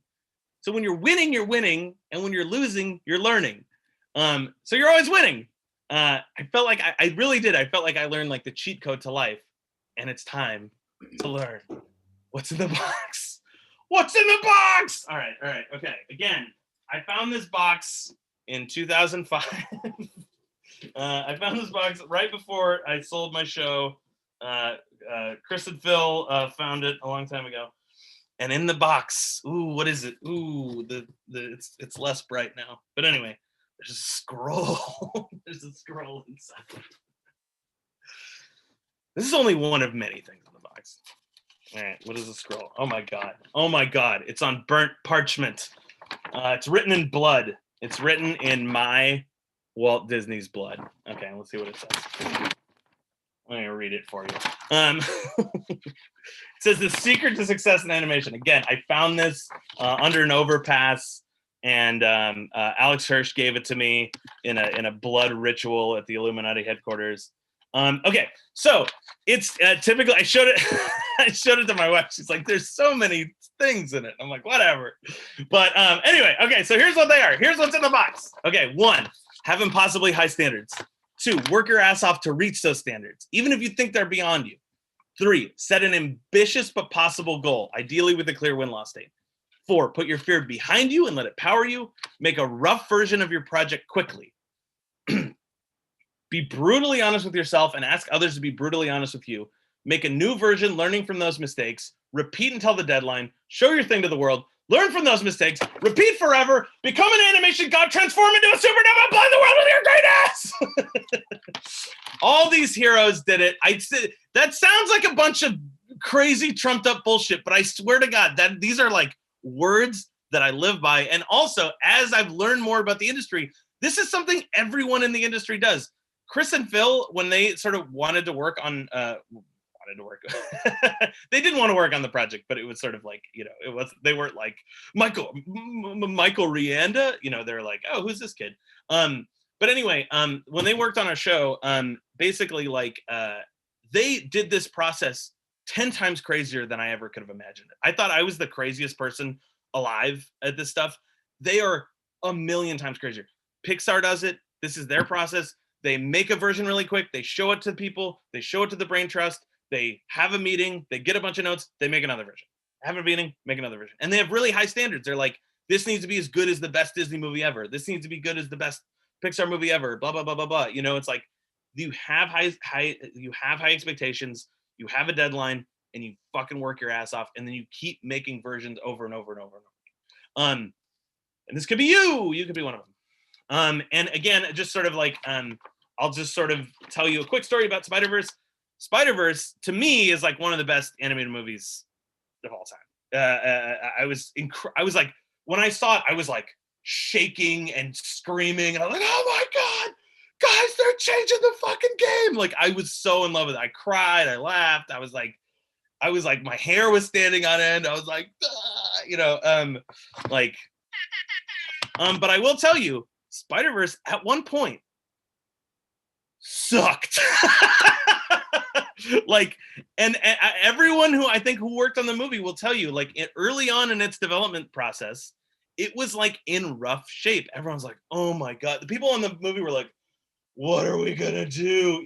Like, the script was really good, but it was really long, and the screenings weren't going well, and it was just like they were in tough shape. But then they just rapidly did this thing. They found the scroll too. I slipped it under their door. But they got the scroll. No. But this is just their process anyway. They were like, okay, let's grind on it. And they worked their asses off, and they redid every scene, and they worked every scene, and they just did it over and over and over again. They had like 45 screenings. They had an ungodly amount of screenings, but every screening made the movie better. And they did the same thing to our movie, where it was like, our movie was like, we got like, here, like there's like scores that you could get when you have a screening. And it, like, when we started, they're like, oh, you got an 81. That's pretty good for an animatic. Holy shit. And then, like, they're like, 81? Fucking 81. Like, we're going for 100. And I was like, oh, great. They sort of like were reaching even higher than I was. And I mean, granted, I did want the movie to be the greatest animated movie of all time, but they were like, let's do it, man. So, and by the time we had our last screening, we got like a 98 or something, with some audience members or whatever. But anyway, it's like the process works, and it's hard, and it's brutal, but it works. So you just take this. So here's you, and here are your influences. You're like, my portfolio sucks. I hate this film. And then on the other side, you got like all the cool stuff you love, like Totoro and Incredibles and stuff. And then your failure falls in front of them. You're like, huh. And all of a sudden, you just have a bunch of failures, and you just walk across the bridge of the corpse of your failed projects to your influences. And I'm just going to give you a quick, again, just sort of like reinforce this point. I'm just going to give you a very quick summary of all the different projects and how this process has sort of helped all of them. My first year film, I came up with an idea for it. It was terrible. I got decapitated by the film. It sucked. So no one liked it. It was bad. Then I said, okay, I need to work harder. And then I was like, I remembered the scroll. I remember, oh yeah, I found the scroll under a bridge. A witch gave it to me. The ghost of Walt Disney gave it to me in a dream. And then I was like, okay. So then I came up with, I got in my car again, and I came up with 50 short film ideas. And of those 50, it's just a sentence each. It wasn't like a whole thing. And of those 50, I picked like my favorite 10. And I boarded out my favorite 10. And then I showed my favorite 10 to all my friends and all my teachers. And then we all sort of like gravitated towards the same one, which is this Everyone Dies in 90 Seconds. And then once that was in, I was like, great. So I did all these, like, I failed like 50 times in secret before anybody had even seen any of my films. And then I made a version of the film, and it wasn't that good. So then I made it better, and then I showed it to people, and then I made it better, and then I showed it to people, and then I made it better. I literally wrote 100 jokes that made me laugh out loud. And then, because it wasn't funny enough, I was like, this should be funnier. So I wrote 100 jokes that made me laugh out loud. And then I boarded out the top 20 or something. And then I put those all in an animatic in this like super long, like 8-minute thing. And then I picked out the best 3 jokes, and I put those in there. And all of a sudden, like, after working on it and showing it to people and grinding on it, it got a lot better. And it eventually sort of like got into this like year-end showcase thing. And it was great. But it was only good because I failed so many times in secret. My second year film, I got all cocky, and I was like, I don't need to do all that shit again. I got this figured out. And I got decapitated. It was terrible. And it was terrible because I sort of like, I forgot all the things that made the first one good. I thought I was like, oh, I don't need to do all that dumb shit. I could make my thing perfect. And my expectations were actually too high. And I was at that 0% idiocy thing where it was like, I had no fear. And because I had no fear, I failed. My third year film, I sort of learned from the mistakes of my previous one. I pared things down and I went back to my first principles, and I came up with 25 ideas. This was the best of the ideas. I came up with 100 jokes for it. I put in the best 5 jokes. And I made the animatic like 75 times before I actually made it. So I failed 75 times in secret before I sort of showed it to people in public. And when I showed it to people in public, it was like people dug it. So I moved up, and then I had the Pixar internship. This is something I tried really hard for. I was like, oh man, I can do it. You know, and I'd seen this guy, Adrian Molina, who ended up directing Coco, was a guy who went to college before me. And I would be like, oh yeah, this guy's got it figured out. What's he doing? So I was like looking at his portfolio, and I was looking at Eric Benson's portfolio, and like, interesting. And then so I was like, okay. And I did the same thing I did on the CalArts portfolio thing, where I was like, okay, I need to be as good as them. They got a job at Pixar. How can I be as good as them? So I tried to work backwards, and I showed my stuff to people. And one of my friends got an internship the year before, so I showed him my shit, and he gave me a bunch of lessons, and I showed my teachers, and they gave me a bunch of lessons, and I worked, and I actually got the internship. And then when I got there, oh God, Woody, what have you done? Fatality. I got jacked at the Pixar internship. I got fucked up. I cried under a stairwell at the Pixar headquarters. They told me not to sleep in my office, and I did it. Also, we didn't have an office. It was just a communal room. Anyway, so it was a nightmare. It was horrible. And I failed miserably. But that failure taught me a bunch of things. It taught me like, hey, maybe I'm not cut out to be a storyboard artist at a feature studio. It also taught me that storyboard artists at a feature studio don't do the thing that I like the most and am the best at, which is coming up with stories. Oftentimes the thing they're doing are boarding other people's stories, and and they're doing a really good job of that. I mean, often, but that's sort of disparaging, because like board artists come up with a ton of stuff in the, feature board artists come up with tons and tons of stuff, and they're writing a ton too, but it's like a different thing. I was like, oh, I'm a good writer or whatever.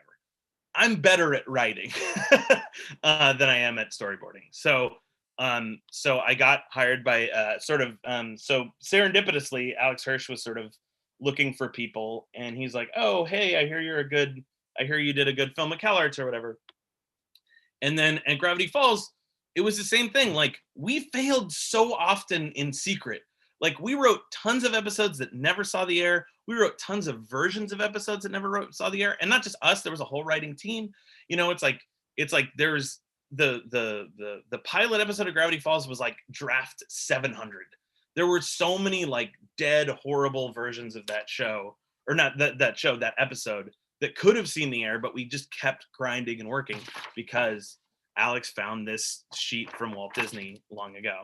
And then again, same thing. I tried to make an R-rated coming of age 2D animated movie. It was horrible. I failed miserably. I wrote this like 300-page script in a cabin, and I was like, oh, it's gonna be so great. And it was a failure because, but the failure taught me things. It taught me I should work, it's like, I should lean into my strengths. I should work with more people. Being alone in a cabin isn't the best way to not go insane. And all these things. So it's like, even though I was losing, I was learning.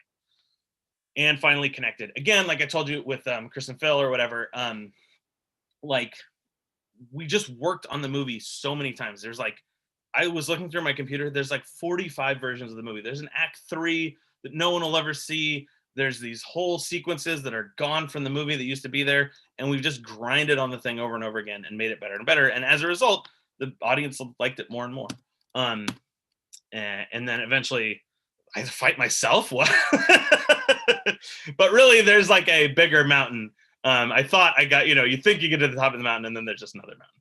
Anyway, so that is the secret to success in animation. I'll send each of you one of these.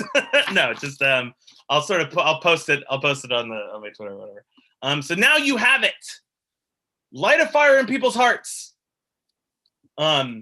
connect with them. Sort of just like these people left the world brighter than they found it, and you can too. Don't wait for permission. Do it now. Make your webcomic now. Make your Instagram thing now. Make your web cartoon now. Do it now. No one's stopping you. I believe in you.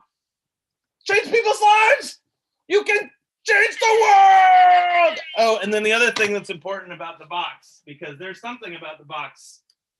Even the scroll wasn't enough. There was something else in the box. What is it? Guys, it was you the whole time. You were in the box. You've got this. Doesn't work with a camera like this, but just pretend you can see your face. You were in it the whole time, guys. Oh my God. All right. That's it. Hey, question and answers.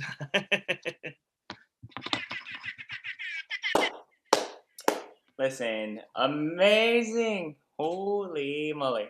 Am I muted? I don't know if Trent's still there, but what's up, man? Amazing. I'm here. Holy moly. Are you gonna sprinkle stuff at us? Yes! I love the idea that at 10 o'clock. Let me bring it in. Woo! Ooh, I love the idea that at like 10 o'clock tonight, Mike's just going to be sweeping his. Oh. That's 100% true. My wife was like, don't do the confetti thing. Don't do it. Because you do it every night to her.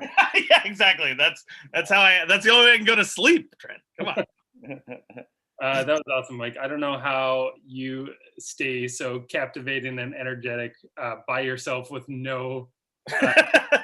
Yeah. So if we can do the math, because math, 4 times 3 hours a night. What is that? 12 hours, man. We did it.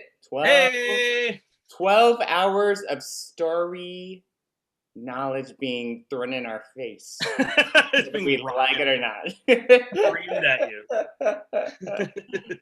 Oh, man. This will be kind of a fun part too, because we're going to do a Q&A, and luckily behind the scenes, our friends at Sony, Garth and Kat, have been collecting your questions. And, we'll try to get through what we can. And if we don't, maybe in the new year, we'll have Mike back to Rise Up and do a panel or something. Yeah, Mike, that'd be amazing. I'm down. Yeah. And then I also now that I've done this, I can do the. I've been meaning to sign up for the mentorship thing for a long time. So. No, you did actually. Right, you signed up for it. Like Mike as a mentor. I don't know what kind of like availability he has, but like I need to do the actual. You're signed up, man. You're all legit now. You're legit Rise Up Animation mentor. Yeah. Thank you. Yeah, but dude, if you need to take like some water or just kind of like do bathroom break, me and Trent can. Okay, good. All right, and then you're just kind of peeing into a jar below your death rank. Wrapped up. That's what's in the fear pinata. It's just urine.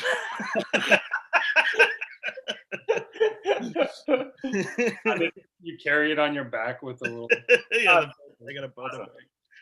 Yeah, Trent, do you want to set it off? So, Mike, questions for Mike, and this is kind of like compiled over like the last 4 weeks actually. So. Oh, cool. Yeah, they've done a great job of collecting stuff over the weeks, and I'll kick it off with the first question, which is good because you kind of ended with a picture of this. What is the fire that fuels you to create art? What keeps you going? Like, what now keeps you passionate every day, kind of moving forward? I mean, I think that one's to me kind of easy. It's sort of like just trying to do something that you like so deeply care about. Like that's why I did the movie about my family, because I just have this like infinite well of love for my family, and it was like so it's easy to pull from that every day. Even though like as I'm making the movie, my mom's calling me and I'm like, not now, Mom, as I'm writing like a heartbreaking scene about how much I love her, but like, we're better now. I visited. But yeah, I mean, I think it's just making stuff, trying, especially on your off time, if you're working at a studio or something, or, you're working at you're just doing art for a web design thing or whatever. I think just sort of making your own art, sort of that is that that sort of speaks to the things that you're the most passionate about, you know, like and sort of like, and also just the other thing that I'm sort of focused on lately, it's like I did this like cartoon about climate change or whatever, which is like just trying to do stuff that like stuff that I think is important, you know, because I feel bad that I worked for 5 years on this like personal cartoon. So I'm trying to sort of do stuff about stuff that I really care about and stuff. So I think you just like dig deep into the things you're most passionate about and try to make work about them. Yeah, that's awesome. And so, Mike, this is a kind of a two-pronged question, but it's kind of like a question and then a comment that we can probably all sort of talk about, you know, us together. But the question is, how do you keep motivated when you're rejected from every job that you apply to?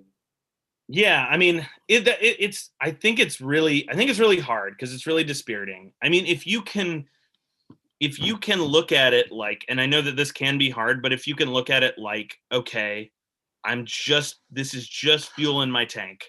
You know, like I am going to power a rocket to my dreams with these rejection letters. Like, you know, I think, and also, you know, vengeance is a great driver. I have a lot of vendettas against people, and I'm secretly like, you know, like 5th grade art teachers, like, I'll show you Mrs. Holbrook or whatever. You have revenge stories. Do you have a checklist, like a checklist? These are all nice people who are nice to me, but they like didn't like my drawings. But I do think that I think it's really hard, and I do think that if you sort of try to take away positive lessons from each thing and try to get them to make you better, like, and you know, and I think that's the thing too, is just sort of like, you know, just continually trying to get better and never letting yourself sort of like stagnate. I know it's easier to say than it is to do, but you know, sort of when I was getting rejected and stuff, I just sort of like tried to double down and work smarter rather than harder. That was a thing for me too, where it was like I tried to show it in that little cartoon or whatever, but where it's like initially I was just working hard, but I was like digging into concrete, you know. And when I started like showing people my stuff and learning from them, and they gave me feedback and I learned from their feedback and stuff, like that helped too. So I think like that's another thing, is finding a good community, because like and especially, and that was the other thing in my sad times, like no one was supporting me. Like all my friends were like, this is a fucking pipe dream. My family supported me in words, but I could feel that they didn't care. But there was like 2 or 3 friends I had that and like chat rooms and stuff that were really supportive, and that really kept me going in the sort of hard times too. So it's like finding a group of supportive people will really help you get through the sort of sad times. That's awesome. That's awesome. Support group, like-minded friends and colleagues. It's great. Yeah. Okay, we have a great question here, because I think at WIA and Rise Up right now, we're talking to a lot of students that are trying to figure out, how do I get my foot in the door in the animation industry during these current times? You know, a lot of like COVID-19 graduates coming out. You talked about the industry being kind of the best place it's been on earth, you know, in the past whatever years. But what kind of advice would you give for these students? Yeah, I mean, I mean, it's very hard. I mean, that's one thing that you know, again, I sort of try to call it out in the thing, but I was very privileged to be at CalArts, because there's such a direct like conveyor belt to the industry from CalArts, you know.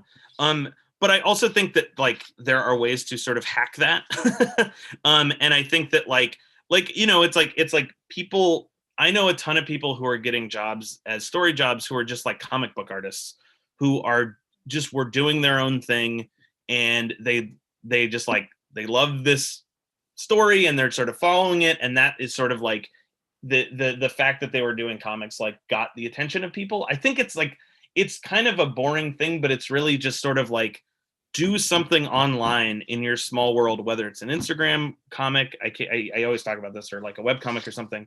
And it's like, I think that is the type of stuff that will get you noticed now. I kind of think faster than even just like cold calling people. You know, I think like getting like a web comic with a following or something like that, like, and just sort of like friending people whose stuff you like and hoping that they friend you back if your stuff's good enough, you know, like, it's sort of a slow process when you don't have that like kind of conveyor belt. And then there's also just like just sending emails and stuff, like, hey, I'm this person, and like I said, be really personal in them and sort of try to be like honestly complimentary if you have honest compliments to give them.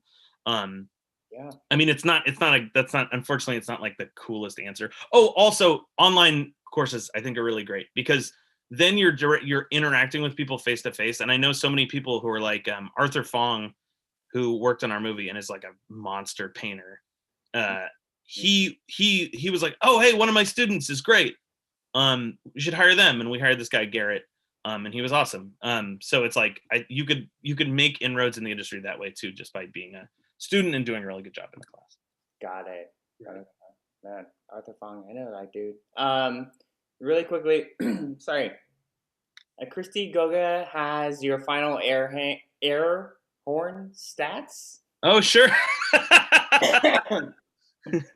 So 62 total air horn uses, 10 in class, 13 in class 2, 21 in class 3 and 4, which was like because we were celebrating probably. You know what I'm saying? And then one accidental. You get the scroll. One accidental. One accidental horn use in class 1. I guess you used it on accident. You might have sat on it. 3 air horn uses that got spilled into 2, with Mike talking, making it 6 in class 3. So 69 total. Yeah. That's very impressive. Amazing. Trent's probably like, what the hell is going on right now? No, I love it. You set the bar for air horn use. We'll tell every panelist from here they must get above 69. How to annoy everyone on the chat. My question for Mike is, do you encourage copywriting personal work? That's interesting. Sorry, like when you're sort of like I never have, but I think you should. Like it's sort of like I do think, because it's like I think the real dream is to sort of copyright your thing and then sell your copyrighted thing. It's like, that's like what, the Muppets were or whatever, it's like Jim Henson owned the Muppets. And as such, the other great thing about that is that he can control, because that was an interesting thing about Gravity Falls. They never let us control the merchandise. Like, we had all these ideas for like, whoa, we could do this fun thing and we could do this and we could do that. And they're like, that's not in our plan. Mm-hmm. We roll out action figures on season 4 and you're on season 2. And I was like, people want action figures. Look at the people are making them on Etsy and other people are buying them. Doesn't that mean? And they're like, no. And then every once in a while they did let us do a merchandising thing like the book. And it was like, it turned out a lot, because it was like coming from us and it wasn't like coming from. So I do think that, to me, like, that's the dream. If you have a great idea and sort of copyright it, then you could sell them the copyrighted thing and then you own part of the whole thing. That's like Matt Groening in The Simpsons. He's like right. What do you think, Trent? Yeah. So next up is this question. It says, storyboard is not illustration, but it should show stuff clearly. How do you balance details so it's clear enough without making it an illustration? And similarly, how do you avoid being too specific? And I do notice that I love your kind of like shorthand with your storyboard drawings, and people jumping from like comic books like you're talking about, or illustration. Yeah. How do you simplify that and be clear but detailed at the same time? That's a great question. And I mean, I think you learn it just by doing it, which is the boring answer. But I think a sort of more tangible, helpful thing, because I've noticed, because I'm teaching this class with college students who are really, really good. And it's like, I'll see their amazing drawings. They're like, here's a character design, and it's like a beautiful drawing. And then they're like, here's my board, and it's like chicken scratch from like panel 1. And I think that the important thing, and it's sort of like Guillermo Martinez, who was our head of story, sort of taught me this, is that like every time you introduce anything, that's when you should put the stink on it. You know what I mean? That like that drawing, illustration heat, like whatever you got in you, like if it's the first time you see a character or if it's the first time you see an environment, like just draw the shit out of it. And then for the rest of the thing, your drawings can be just goofy chicken scratch because the audience has a picture of it in their heads. So it's like whenever you're first introducing anything, that's when I think bring out the big guns, and then you can get rougher as you go from there. I love that lesson. Love that. Did we lose Bobby? Here, I might go to the next one. I don't see him. This one's talking about the imposter syndrome, which I think a lot of people in our industry deal with.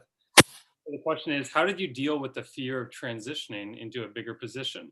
Like the imposter syndrome, fear of disappointing people in your first job, and being a director.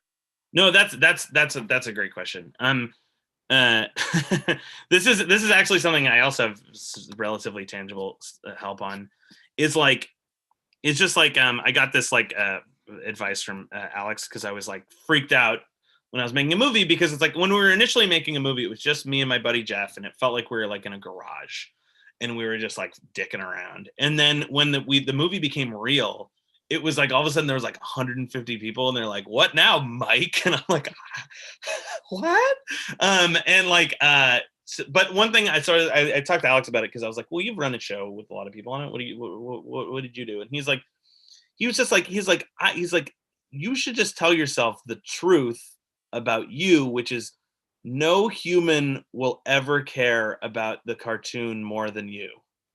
So like, he's like, a lot of people who make shows don't care that much, and you care more than anyone, and just let that guide you. Let that sort of be the thing where it's like, I'm working as hard as I possibly can. I care as much as I possibly can. I'm gonna try to make all the right decisions, and I'm gonna screw up, but you can't fault me. You cannot fault me for trying. You know what I mean? Like, so it was basically just sort of like not everyone cares.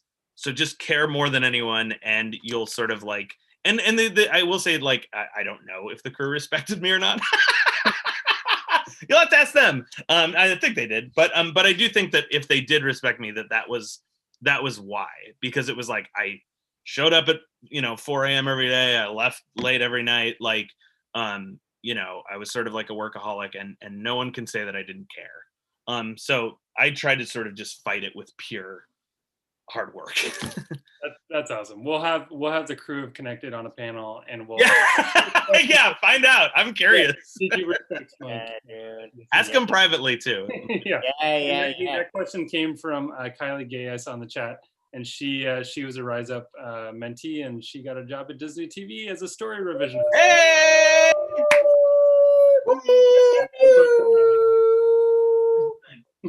You gotta get that thing for Kylie. Oh wait, no, Kylie, I'll slip you this. Kylie.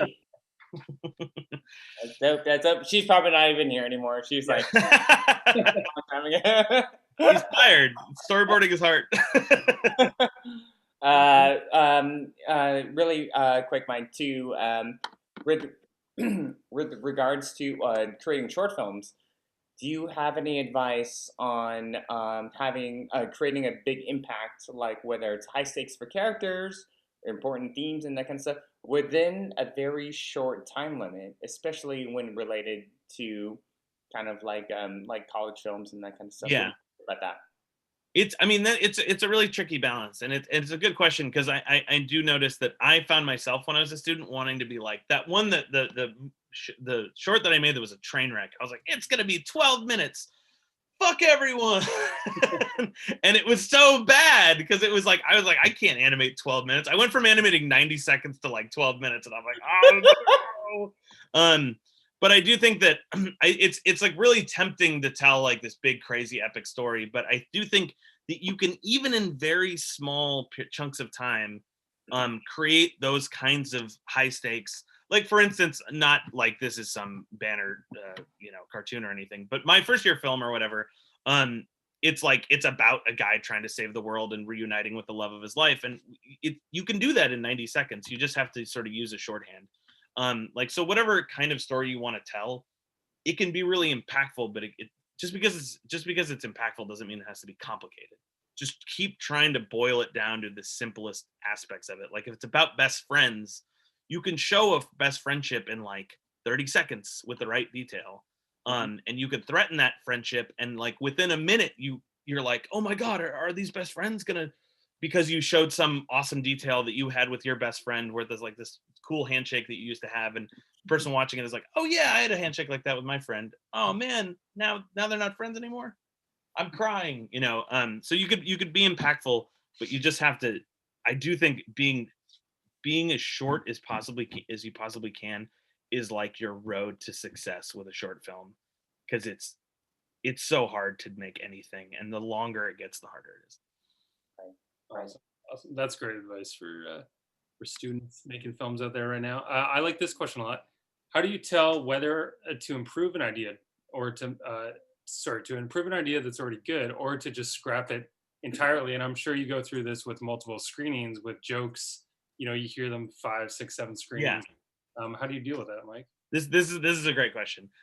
This is something that Phil Lord would say that I always loved, because like Phil Lord like always wanted to experiment wildly in every scene. Like he would watch a scene that was like a minute and he would have like 78 ideas, and they were all kind of brilliant. He's like a very smart guy. And then sometimes like the producer or Chris would be like, I don't know if that's gonna work, and Phil would always be like, we're not gonna fucking burn the negative, just try it. like he was like, and that is sort of, I think, the solution is that it's free to try stuff. Like if you don't know if something's working, try something else and see if it's better. And I think that a key thing is having a consistent stream of people who have never seen the thing before. Because even showing something to someone that's never seen it before they even react, you'll be like, oh God, this doesn't work. Fuck, what have I done? And then they don't laugh and you're like, I knew it. Oh my God, this was horrible. And it'll sort of like bring that stuff to the surface. So it's like, to me, it's really just like trying a ton of stuff. And also like, if you tried a ton of stuff and you find in your head, you keep going back to this one old idea, just bring it back. It's like you never lose it. But there, so, and it's just like, it's like this like kind of Venn diagram of like your own intuitions and the intuitions of others, and like what is in the center of that. That's my, and also show people a lot and experiment a lot. Right. Yeah. You get to a point, Mike, where like on Connected, where you were kind of numb to ideas or comedy and just had to depend on like reactions from those around you? I mean, I am the one area that I am a freak of nature is that I will watch Connected to this day and like laugh like a lunatic. I'm like, this is great. And it's like, I've seen these jokes thousands of times. Like, so I may not be the first person, That's right good to hear. That's good. I'm like loving it. I thought you were gonna say the opposite. Jesus Christ. My dad, I showed it to my parents, and my dad's like, how are you still laughing at this? I'm like, hey man, when it's good, it's good. No, but it's easy to like lose yourself in that. And I think it's just like keep people around you that you trust that are gonna be, to gut check stuff. That was why it was so valuable to have, because Jeff Rowe, he was his first time. It's not like I was this unexperienced guy and I paired with a super experienced guy. We were both knuckleheads. But one of the reasons why he was like so important was that I could always look to him and get an honest feedback to be like, is this really funny or am I crazy? And he would always be like, cut it. or like, you have to keep that. Are you crazy? So it's like having your like road dog, trusted friend there at all times. Like if you both agree on something, you're like, okay, this is going to work. Or if you both don't agree on something, you're like, all right, we have to take it out. But awesome. It's hard to find those people sometimes. Yeah. When you find one, hang on. All right, man. So next question, Mike. So if you run into a major snag in a story, like a character or a plot point that's just not working for you, yeah, while writing, that completely slows or stalls the writing process, how do you solve your way out of that? Oh, that's a great question. Yeah, I think that me and Jeff talk about this a lot, because there's tons of stuff in the script. because especially like in a movie or whatever, it's like there's so much stuff to do, and this might be different depending on the person's situation. But like we would always say, eat dessert first. Like whatever if you run into a snag, and you're like, I don't know this thing, just work on the thing that you're excited about, and then let the other thing like percolate in the back of your head for a while.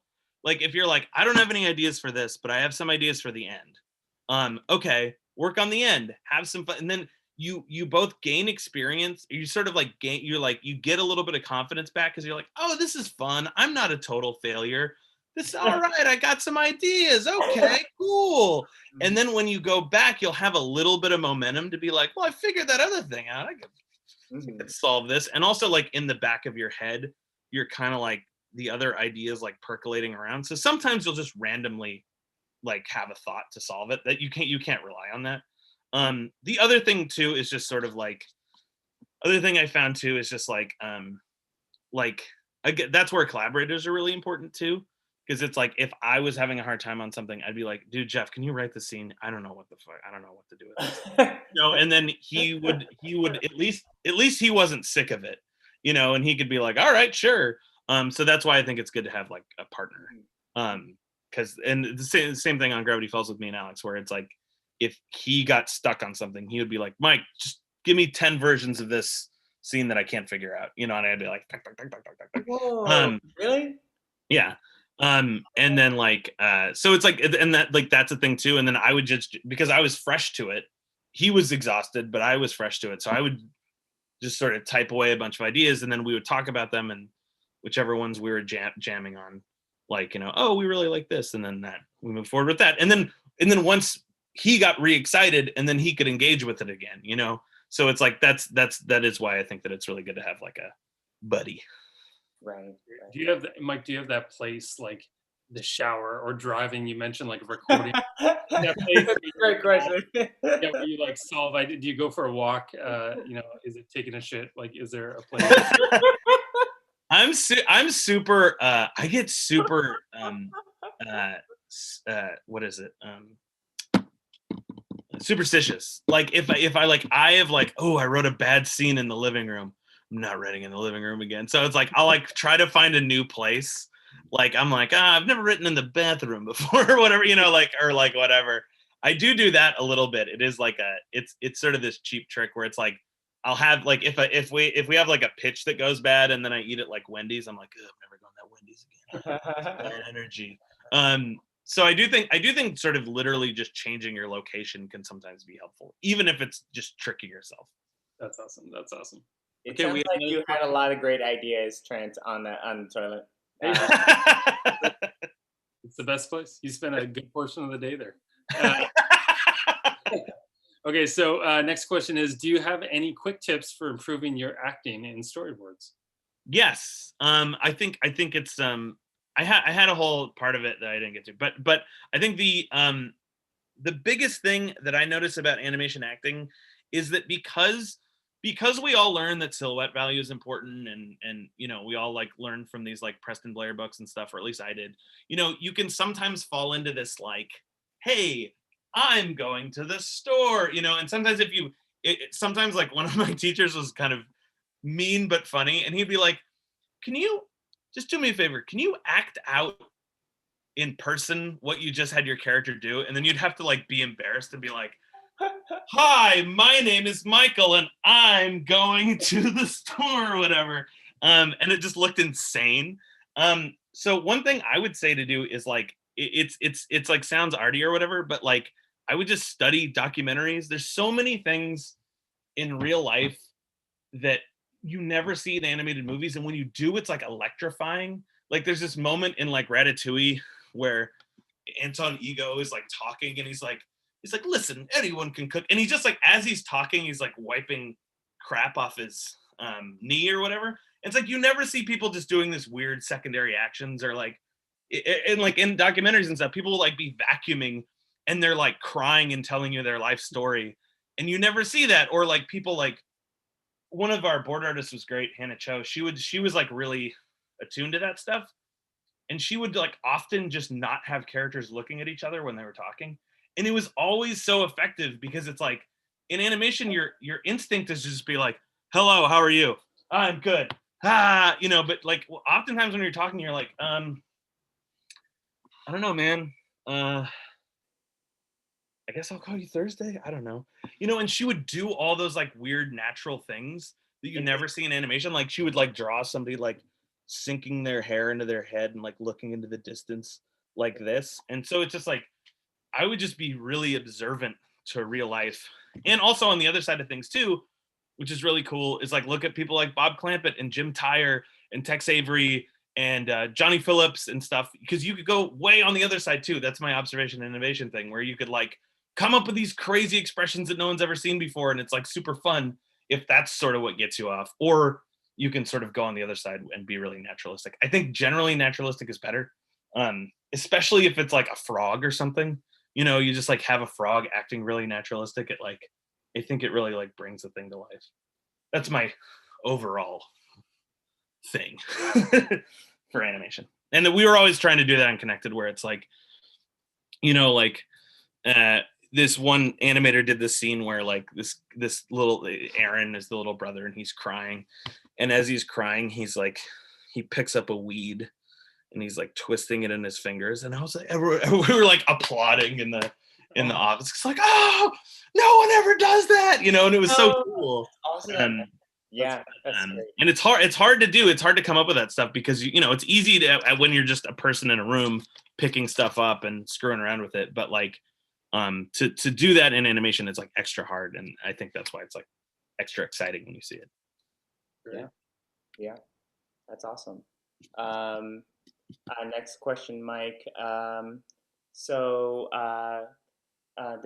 This viewer asks, I've never been an artist, but I really like the medium of animation. Can I still work in animation with just the writing skills? I think so. Yeah. I mean, that's one thing that's exciting, and something that I'm trying to sort of impress on my students at CalArts is that one thing that sort of is I didn't know would be as helpful as it was is like the fact that because of Gravity Falls, I like learned Final Draft and I went through the ringer and taught myself how to write and stuff, and learned how to write from like Alex and the other writers and all that stuff. And you know, these great writers that were on shows and they were like, don't do that, whatever, you know. But it's funny because it's so hard to find writers for animation, because it's kind of this weird niche thing, because all of the fancy writers want, like, they're like, oh, I could get paid like 10 times more to write in live action. Great. That sounds awesome.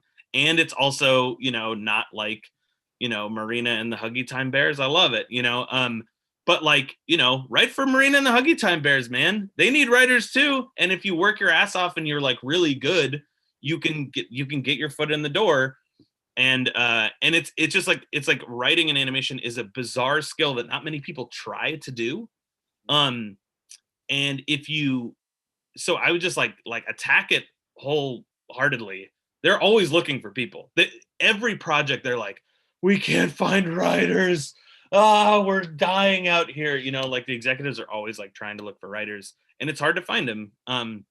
So I do think it's like absolutely possible to be a writer in animation. I think it's if you are a writer in animation, I think it's really important, even if you're not good at drawing, to just like learn basic storyboarding type stuff, even if you're like dumb stick figures and stuff, because it'll help you think about writing an animation. Because sometimes people just become writers in animation, they don't know anything about the process, so everything is really talky and verbal, and animators hate that. And it sucks to watch because it's just a bunch of people talking in a room. But like, that's one thing that's cool about animators that are also writers, is that they'll be like, oh, we should have the character, you know, they should be running up a wall while they're saying this because they're Spider-Man or whatever. And they're like thinking more visually. So if you are a writer in animation, I'd say think visually, but you totally can work in animation. It's kind of, it's almost like a backdoor because not many people tried it. That's great. That segues, Mike, right into our next question, which I think you'll have a neat perspective because you've jumped around on the TV and feature world. Is how much of animation is script driven compared to storyboard driven? Yeah, I mean, I think it's the weird thing is that it's different for every show. You think that there's like some industry standard or something, but like for Gravity Falls, we wanted it to be script driven, and like shows like I think like Kim Possible and stuff, I think are script driven. But there's other shows like Adventure Time that are like entirely written by the storyboard artists, 100%, and they're the authors, and they should get paid for it anyway. So it's like it's about I don't know if it's 50-50. Like, I don't have a good sense of like what the industry is like right now. I get the sense that it's about 50-50. And there's sort of like there's sort of different ways about it, and they exercise different skills. Like, if you're interested in telling stories, you might want to work in a board driven show so you can have more authorship and actually write while you're drawing. And if you just want to sort of like get better at the visual development type stuff, and you just want to sort of execute someone else's thing, it's better to work on or script driven.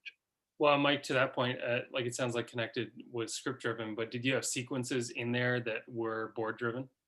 Yeah, I mean that was awesome. We just had like this incredible team, and it was really like this cool dynamic thing where it would be it was all like at some point it was always a script, like, and we would hand out script pages to board artists, but board artists would always like plus it, and sometimes we would just write in parentheses like Guillermo, go nuts, or we would just have them, and we would also have them be part of the story shaping process too, so that they would be in the room and they would give their opinions and ideas, and we would all kind of get together and get something we like, and then we're like, okay, now me and Jeff are going to write it up, and then you guys board it. So they would affect what they were boarding, and then while they were boarding it, they could add stuff. I would always say, like, if you hate something, throw it away and come up with something better. I'm always game, like. And people always did, and it was always exciting. Sometimes it like wasn't right for one reason or another, but like, huge swaths of the movie, like, was like, there's parts of the movie that are like the stuff that is the best stuff in the movie, and it's just a board artist went wild one day, so it's like, it's, even if you're in a script driven thing, it's cool because you can, if you're in a situation where there's a creative trust both ways, which there should be always, it's exciting because you can kind of, even if it's script driven, you can add stuff to it and plus it and make it better. Great. Bobby, you want to do the second to last question here? Oh, you're muted. I'm muted. Second last question, everybody. So Mike, what is the best way to approach someone asking for professional opinion, without without being annoying, and what is the right timing, and kind of like about entering the industry during college and et cetera, like what do you prefer, do you think? I mean, I definitely think doing something like Rise Up is like your easiest and best version of that, because there's just a system. But I will say, I actually just was talking to my students about this, because I've sort of gotten both. I know, here's some key insights. One, a couple kids who are sharp would write to me instead of Alex, because like Alex got like 1,000 emails and I got like 4. And so when they emailed me, I was like, oh, I'll get back to you. I'm bored. I'm not overwhelmed by people asking me things. So ask people lower on the totem pole in the at the show. Don't go straight to the creator. That's really, and that's like a legit usable thing. Because they will be, especially like, because it's like no one ever contacted me. So I was always like really flattered. I was like, oh, really? Tell me more. 13-year-old. And also like when I was 13 years old, I bugged Aaron Springer, who was like this great storyboard artist, and he got back to me, and it was really meaningful. And so I try to sort of like help out anybody who sort of reaches out to me. I think the other thing is, like I was saying earlier, is just be really, really, honestly, I mean, hey man, if somebody's really kissing ass in that email, I'm reading.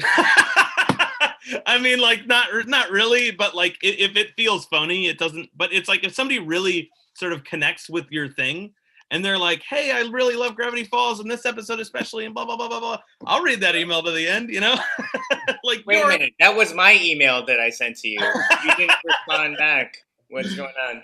I mean, it's not like, don't be a jerk about it, but it really is like I said, I'll get these emails from people who are like, hello, job creator. I would like job. Thank you. Love, John Million. And it's like, I'm not going to respond to that. But if it's like, when I was a child, I watched Gravity Falls. It affected my life in ways that I can't describe. I'll be like, oh, okay, tell me more, kid. So like, this is it's kind of sharky, but it's also true, and especially if it's sincere, it's not going to come off as sharky. Like, don't do it if you don't mean it, don't say it. But if you legitimately like were helped by them, or you love their stuff or whatever, like that goes a long way. I got a couple of my heroes when I was in college to do interviews that way, where I was just like, Peter Bagg, you wrote Hate. It means so much to me. I love especially this thing, and it's like, and I've always wanted to make a comic like yours, and blah blah blah blah blah. And he got back to me, so it's like, it's possible. I think you just have to be really, you just have to be honestly complimentary, and not even complimentary, but just be honest and personal, I guess is the thing. And go loader on the toilet bowl. Get some. They don't get any emails. Go sick. Just look at that credit list and just bomb them all. Everybody's on Facebook.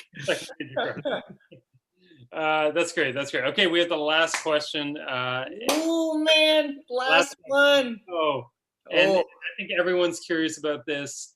Now that you have finished your directorial debut with Connected, and your 12 hours of Rise Up and We Master Class, what's next? What's in the future for Mike? I always ask this question, by the way, on Hot Ones, and I thought for a moment that you would pull a hot chicken wing from that mystery box and eat that. I thought that would be your last. I wish. I'm hungry. I would love a hot one. I'm just gonna hit the air horn until I die or my phone runs out of battery. No, I think I'm going to. I mean, mostly I'm just not going to do anything for a while, because I sort of like I've been working on this thing for 5 years for like 16 hours a day, and I'm just like, feels really good to not do anything. Like some days I'm like, I don't do anything. That's the best. I'm also doing this insane thing. This is like maybe useful. I'm doing this very insane thing that I read about in a self-help book like 8 years ago, and I'm like remembering, where it's like, they're like, write the obituary of the person you want to become, and then become that person. And I was like, that's fucking cool. So it's like, I'm writing like Michael Rianda, philanthropist and changer of the world, and animation legend, died today. And it's like, and then also there's this thing, this is real nerdy, but that's great, man.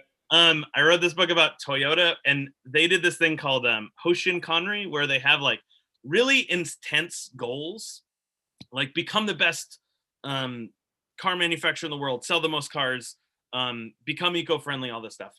And then they break it down into ridiculously specific things.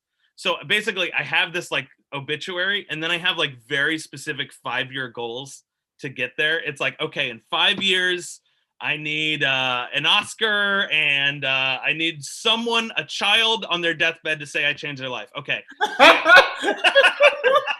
Or whatever. That's ridiculous. But the real couple answers are, one is, I have a couple ideas. One is sort of like it's like an animated movie that I'm super excited about, and is also very personal.